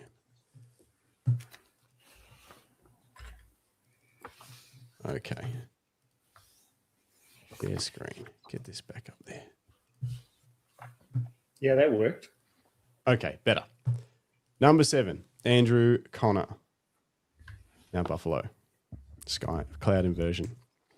Number 8, Shane Baker. Water polo. Oh, that is still zoomed in. What is happening? Okay, sorry, team. Just push through it. Push forward. Yeah, I'll just push through it. Number 9, Philip Johnson. The epic landscape. Mm. Number 10, Greg Carrick, a guest image. And the crazy lunar eclipse composite. Number 11, Jamie Vandenbrink, Contemplation of a Classic. Number 12, Lisa Leach, Voice of Gravity, Waterfall. 13, Levin Barrett, Insane Sky Panorama. That's a really good photo of that. Yeah, isn't it? Yeah. Also another guest image. Mm-hmm. 14, Les Okey, Hopetoun Falls. Yep. Yes. 15, Michael Seneschal, the salvaged image of the birds, which is a very cool composite. Number 16, Anthony Stonehouse, the Barangaroo Wharf. That's a cool story. Yeah. Number 17, Ian Thompson, Cradle Mountain. Sick. Oops. Oh, no. Number 18, Simon, England. At the zoo. Great shot. That is Catch the light to the eye. sentence. The sentence of the night. There is still a lot of luck required, but I am starting to minimize its impact Yes. on my photography process. Yeah, I love that is that. a stunning quote. That's a T-shirt right there. This is a great question here. Is this the longest podcast you've ever done? Guess what? No. Our one with the next image as maker. Yeah, that's a good time. Number 19, Nick Fletcher. It was actually way longer. I think it was about 3 hours and 45 minutes. A great watch, actually. Yes. Nick Fletcher, Ganesh and the Yaks. Another guest image. David Mascaro. The image from Haight Ashbury in San Francisco. Number 20. Number 21, Chris Q, the Korean Friendship Bell. Beautiful sunset colors. Number 22. Is he here? Is he in the chat? He's here. I don't know. Number 22, Brett Wooderson. The Maguire's Motor X hot rod in front of the Ferris wheel. Number 23, Lucinda Goodwin, guest image. Missy Higgins at Port Fairy. Number 24, Grant Fleming, the Melbourne City Bridge and Skyline. That is a banger. That is a banger. Square. Great shot. He's a guest, eh? Yeah. No, we put him in the regular category because he's not actually, Grant's not a professional photographer. He's just a regular old hobbyist. He just helped us get the podcast rolling. He's a good friend of mine. And he hasn't been on for a long time. We've never interviewed him. So I'm putting him in the regular category. Yeah. Yeah, nice. Number 25, John Latimer, the White Egret in Golden Hour. Matt Crummins inspired. Number 26, Rick Nelson, Pelican Photobomb. That is so good. Whoa. Yeah. That fell off my chair. Number 27, Janice Terrill, the Comet Atlas over electrical storm mind blower. Yeah. Damn. Number 28, Lauren O'Brien, Joy, the kids just having a great time on the grass. Yeah. That Number 29, Jessica Tormey, the portrait of the mentor, Julian Kingma. That's zoomed in a little bit too. Sorry about that if I forget. Number 30, Rodney Nicholson, abstract of the sea. Number 31, Digifrog, Dave Clark. The pet studio, the leading dogs, the pet studio that almost was and is now on pause. Number 32, Mitch Gamble, Seminyak Sunset. That's a banger as well. It is. Number 33, Paul Sutton, red reflecting. Number 34, Scott Longdon, portrait of Winifred. Number 35, Bruce Moyle, infinite branches of possibility. Another guest image. Banger. Yeah. Banger. Nathan CCP, Nathan Charles Coote, photography. And his crazy image of some street riot gear.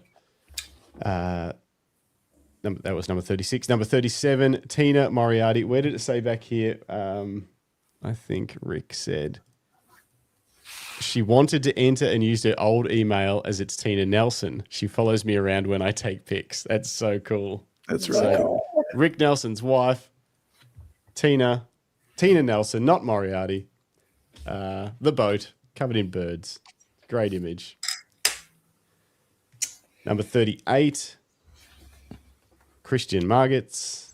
Yeah. That's probably zoomed out a bit. Transition, the train station. And then number 39, Liam Kay, model at the Build Expo. And then finally, number 40, Fleur Ferguson, the giraffes.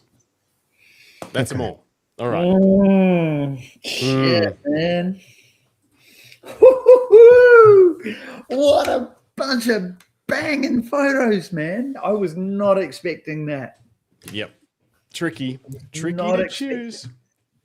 And this the variety of stories. I love it. Yeah, just some great stories. And yeah, you're right. You're so right. The variety of stuff is amazing. Everything from macro to just all of it. And some stuff I was not expecting either. Yep. Really nice. Incredible one is the one that has landed at the top of the pile for me is surprised me that it has, which is really interesting. And I've been sitting here with my elaborate notes and things trying to work it out, but it's I keep going back to it, and I'm glad you were showing them because it just bounced out at me again. All right. Well, a couple of quick. Do you want to reveal yours first? I'll read out a couple of quick comments before we do any reveals, if you like. Yeah. Let's do that. Felicity Johnson Flick says, just give everyone a lucky strap. Honestly, when I was looking back through the images, that is a tempting idea to not have to pick someone, just to be like, you'll win. Show's over. That would be far easier. And Greg Carrick says, smash that like button. That's actually a really good point. This was something that we that popped up as an idea. And if you guys have stuck with us already, thanks so much for watching the show. That's amazing. Insane. Yep. But also, if you have a chance, just throw a like on the thing. And then also, please, please, please vote for your favorite images for the People's Choice Award that we'll reveal next week. So you can have a say. Give us your 3 votes, your 2 votes, and your 1 vote. So you've got 3 images you can put in there. Who do you want to get 3 votes? Who do you want to get 2? And who do you want to give 1? And the most votes will be the People's Choice, like the Brownlow. But not in the live video comments. Wait until we've finished, and then you can jump into YouTube and put it in the standard comments under the video. Exactly. Yeah. That's interesting. Good point. Okay. All right. Who wants to reveal first? You ready to go, Dan? I am, yeah. So my favorite image, are you going to bring it up when I call I'll bring it up once you announce it. I'll find it quickly and can I do that? Yeah, I can do that. Yeah, so my choice is number 21. And that image was created by Chris Q. Yeah, and for a couple of reasons, not because I think it's the one that most needs some light painting in it, but I really connected with when he was talking about the image and the creation of the image. But some really bold decisions have been made in the composition that I just absolutely love. Yeah. And if it is a single exposure, I think that the choices made around the post-processing have been remarkable. The exposure control is just remarkable. I absolutely love it. And so for me,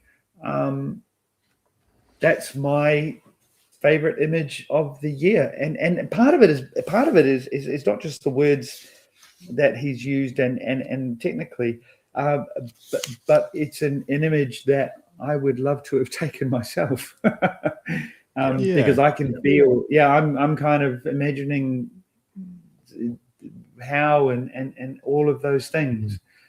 So congratulations, Chris. You are my selection for image of the year, which means not only do you get yourself a lucky strap, but if you're keen, I would love to connect with you for some time online and talk about anything you like, potentially your image. How does that sound? Yep. Amazing. So just a reminder to everyone that that we're each giving out a $250 Lucky Straps gift voucher. And we sell straps, wrist straps, shoulder straps, thin straps, fat straps. Do we call them fat? We don't. But we also sell merch. We sell T-shirts, hoodies, leather belts, the whole works. So congratulations, Chris. And you get to Now, hang if out for with any people. reason, if for any reason Chris decided that he did not see any value at all in talking to me about anything at all, I do have a second place, but we can deal with that when that comes. Amazing, so amazing. Thank you everyone. Like, I mean, just what a stunning array of images. And I have a guest pick as well. Awesome. All right. Are you ready, Greg? Yeah, I'm ready. Okay. You tell me. Can we bring up, where'd it go? Jessica, which was number 29. A classic. That was my second place. Yeah. It's a really, really powerful image, captured perfectly. The lighting is sublime. There's almost like there's this story that needs to be told. Unfortunately, she did tell us the story, and it was beautiful. It paired perfectly with this image and the expression, the pose, the use of light, the use of dark. Masterful shot, really, in my view. And this is my number one for Photo of the Year competition 2025.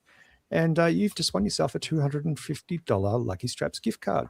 So well done. And thank you. Thank you so much for sharing.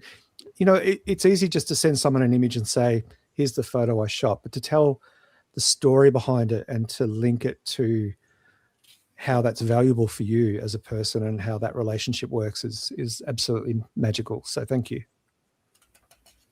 Awesome. So yeah, what about you, boss? Oh, this has made it tricky. This has made it a little tricky because I had a bit of a short list that I was waiting to see. I thought if I go last, then I've got to kind of change things depending on who you pick, a few things like that. Yeah. So I'm just composing myself and making sure that I'm happy with my pick. Oh, it's so tough. Just make a decision, man. Oh, okay. All right. So there's so many. You guys have made it really hard. I really want to put that out there because there's a lot that I could pick, and the stories actually made it even harder because there was so many great stories. But I don't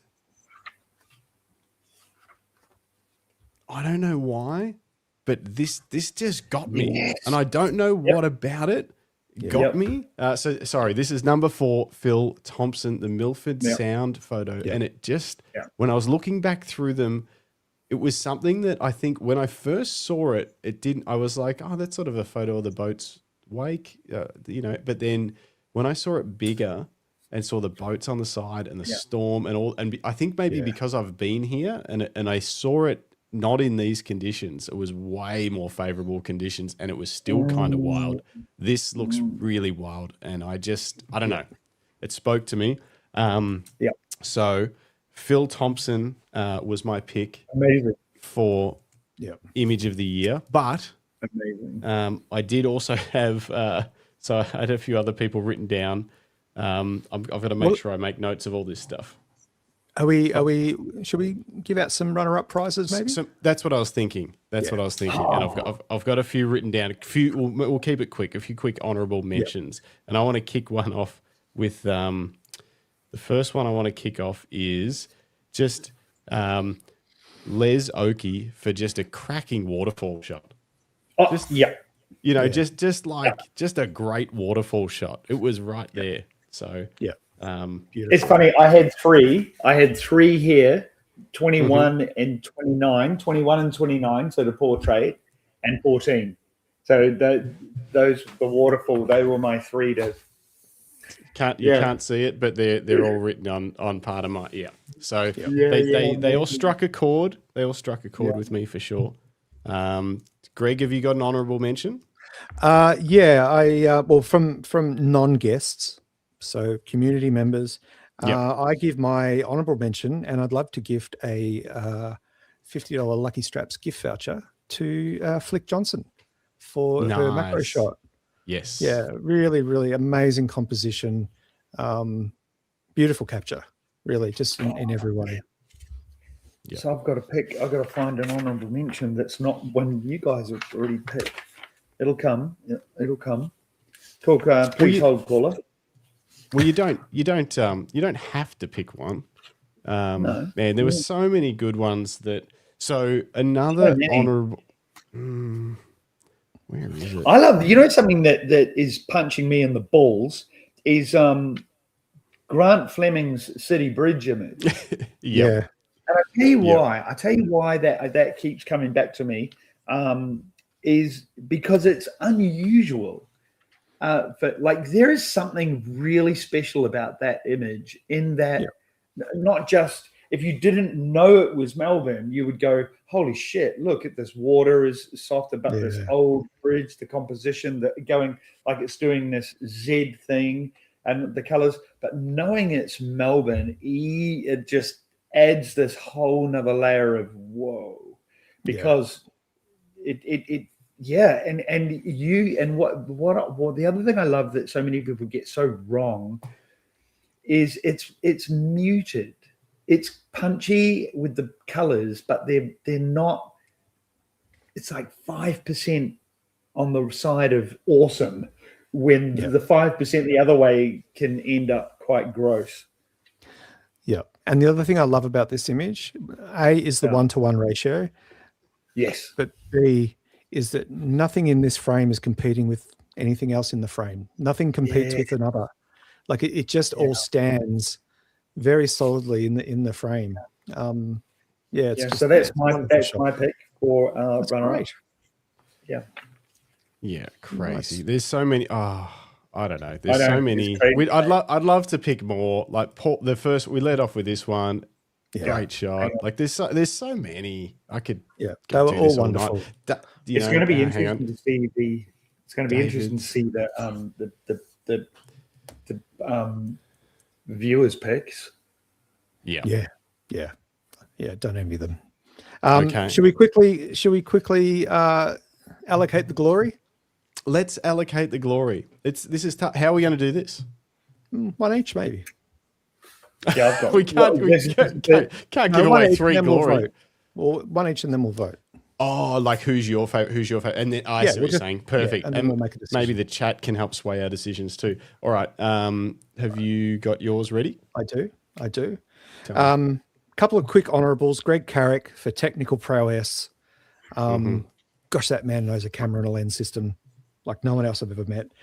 Nick Fletcher for not dying up on that mountain. From what I heard, well done, Greg. Nick. Yeah, but that shot is just like it could have been taken 100 years ago, on an expedition. It is just absolutely gorgeous and timeless and powerful and compelling and whimsical as well. So it's gorgeous. But my so who did I say? I said Greg Carrick, Nick Fletcher. So many great entries, but I am going to give the glory from me to Nathan for his soccer/football/right police evening in the. There's just something otherworldly about this. There's almost, I think you said it, Justin, like a sci-fi element to it. But this is just real life. This is, these, and it always fascinates me about riot police. They always seem so stoic, but deep down, they must be shitting themselves. Oh, they're human beings. Yeah, I think we lose sight of that all too often. Yeah, they've got armor and they've got shields and but they're just as fragile as people on the other side. So I think it's a really powerful image. I love the leading line of police that goes into the light. And I love the fact that there's people blocking that and creating shadow and it's not just shadow on the ground. It's shadow in the smoke from the flare. I think it's a really compelling image. And Nathan, you should be really proud of it. And I know it's just one of countless amazing images in your collection, but it's special. How are you traveling with yours, Dennis? You got a pick for guest? I wanted to stay at Red Earth Lodge next year. I also want to hear the whole story behind that amazing trip. But yeah, you've got me here. I'm here with you guys. I'm here with you on this image. I think it's remarkable. Yeah. It sits for me. It sits right alongside Nick's image in these sort of just fleeting moments. Nick pokes his head out and sees this thing, and they both positioned themselves, and like all of these images, the right place, the decisive moment. But no, if this was the image that we chose for the glory, I'd be happy to put my name to that. But closely followed by Nick. So I'm happy to lay my votes that way. Yeah. So what about you, Justin? Yeah, it's tough, and I don't know. So I don't know if we sort of, because there's quite a few. It's really tough, and Nick's actually asked me like, what about Scott's image of him and mother-in-law? Scott's image. I'm actually, because we haven't interviewed him. Scott's image is actually in the regular category. He's still up for People's Choice Award. Yeah. For his portrait of Winifred, and I actually have him down here. I had actually 2 more honourable mentions. Well, I actually wrote a lot down because I think at one point I was like, I think I've written them all down. So I actually did want to. So he's still up for People's Choice Award, but I had Scott Longdon as just the most impactful image. Honourable mention, and then also. I had Rick Nelson down as funniest image, and that's something I'd like to keep going. Honourable mention, for the Pelican photo bomb. I had a few going there, but so my other, in terms of guests, I really like Nick's image because I like the snow, the mountains. This is a place I dream of going. This sort of scene I would love to see for myself. I also like Bruce's shot is epic and otherworldly. Levin's, I could only dream. Where is it? There it is. I could only dream about taking an image like this, But I think in the top couple of mine was this. Where am I? Gosh, this one from Nathan. Yeah. And since you guys are there too, I think that's got to be the one.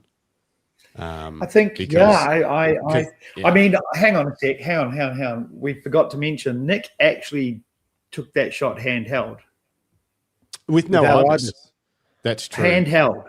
With a very expensive camera. He was in a tent eating tea and cakes, whereas Nathan was on a street in front of Right Police, and who knows what was about to happen. Good point. Really, good point. Nick had the easy shoot. To see Nick's comment, better bring my swag next year. Yeah, you got to sleep outside, mate. Sorry. No, I think I'm really happy that this is the glory. This is where well the done, glory Nathan. lies. So the glory, winning the glory. Nathan wins the glory. But all of the images from the guests were great, and all of the images from everyone else. I keep going back, go past Mitch's shot like that. I mean, there's so many good ones. Oh, Lucinda, we forgot about Lucinda's one as a guest shot, also amazing. I don't know. We can't stop. Well, I think it's really important. I think it's important to remember that I actually did pull myself out of potentially winning. So I did make that point to you that I would not allow my image to be selected as the greatest image ever created in the history of all light painting, but that's okay. Yeah, that's all right. I mean, I guess you win the host of the year. Yeah, it's just to shut him up. Yeah, that's being recorded forever on the whole internet. We've got to clip that. We've got to make it a clip. Dennis, you are the host of the year. In fact, I'm thinking of resigning just so you can take my seat. Host image of the year, I said, Greg, not host. Host of the year. Host's image of the year. I don't know. I was worried for a moment. I'm just handing out awards like Oprah. I'm just like, you get an award. You get an award. It's almost Tuesday. I think we're quite tired too. Yeah. Les says Phil Thompson is a lot chuffed with his win. That's good to hear. Nathan says, thanks, guys. Really appreciate it. Thanks for sticking with us. Thanks to everyone that stuck through this. This is a 3-hour episode. Yeah, amazing. Imagine if we so that was 40 entries. Imagine if we got 80 entries. I don't know what we would have done. Imagine that. I hadn't really thought that through. No, neither had I. All right, next year. Justin, anyway. What's going to happen next for people that we've nominated as 2025 Photo of the Year competition for the Camera Life podcast? I've got everyone's emails. Give me a bit of time. I don't know when I'll sort of be able to get everything through to everybody, but I've got all your emails from all your submissions, so we'll get back in touch with you via email, set up your vouchers and stuff.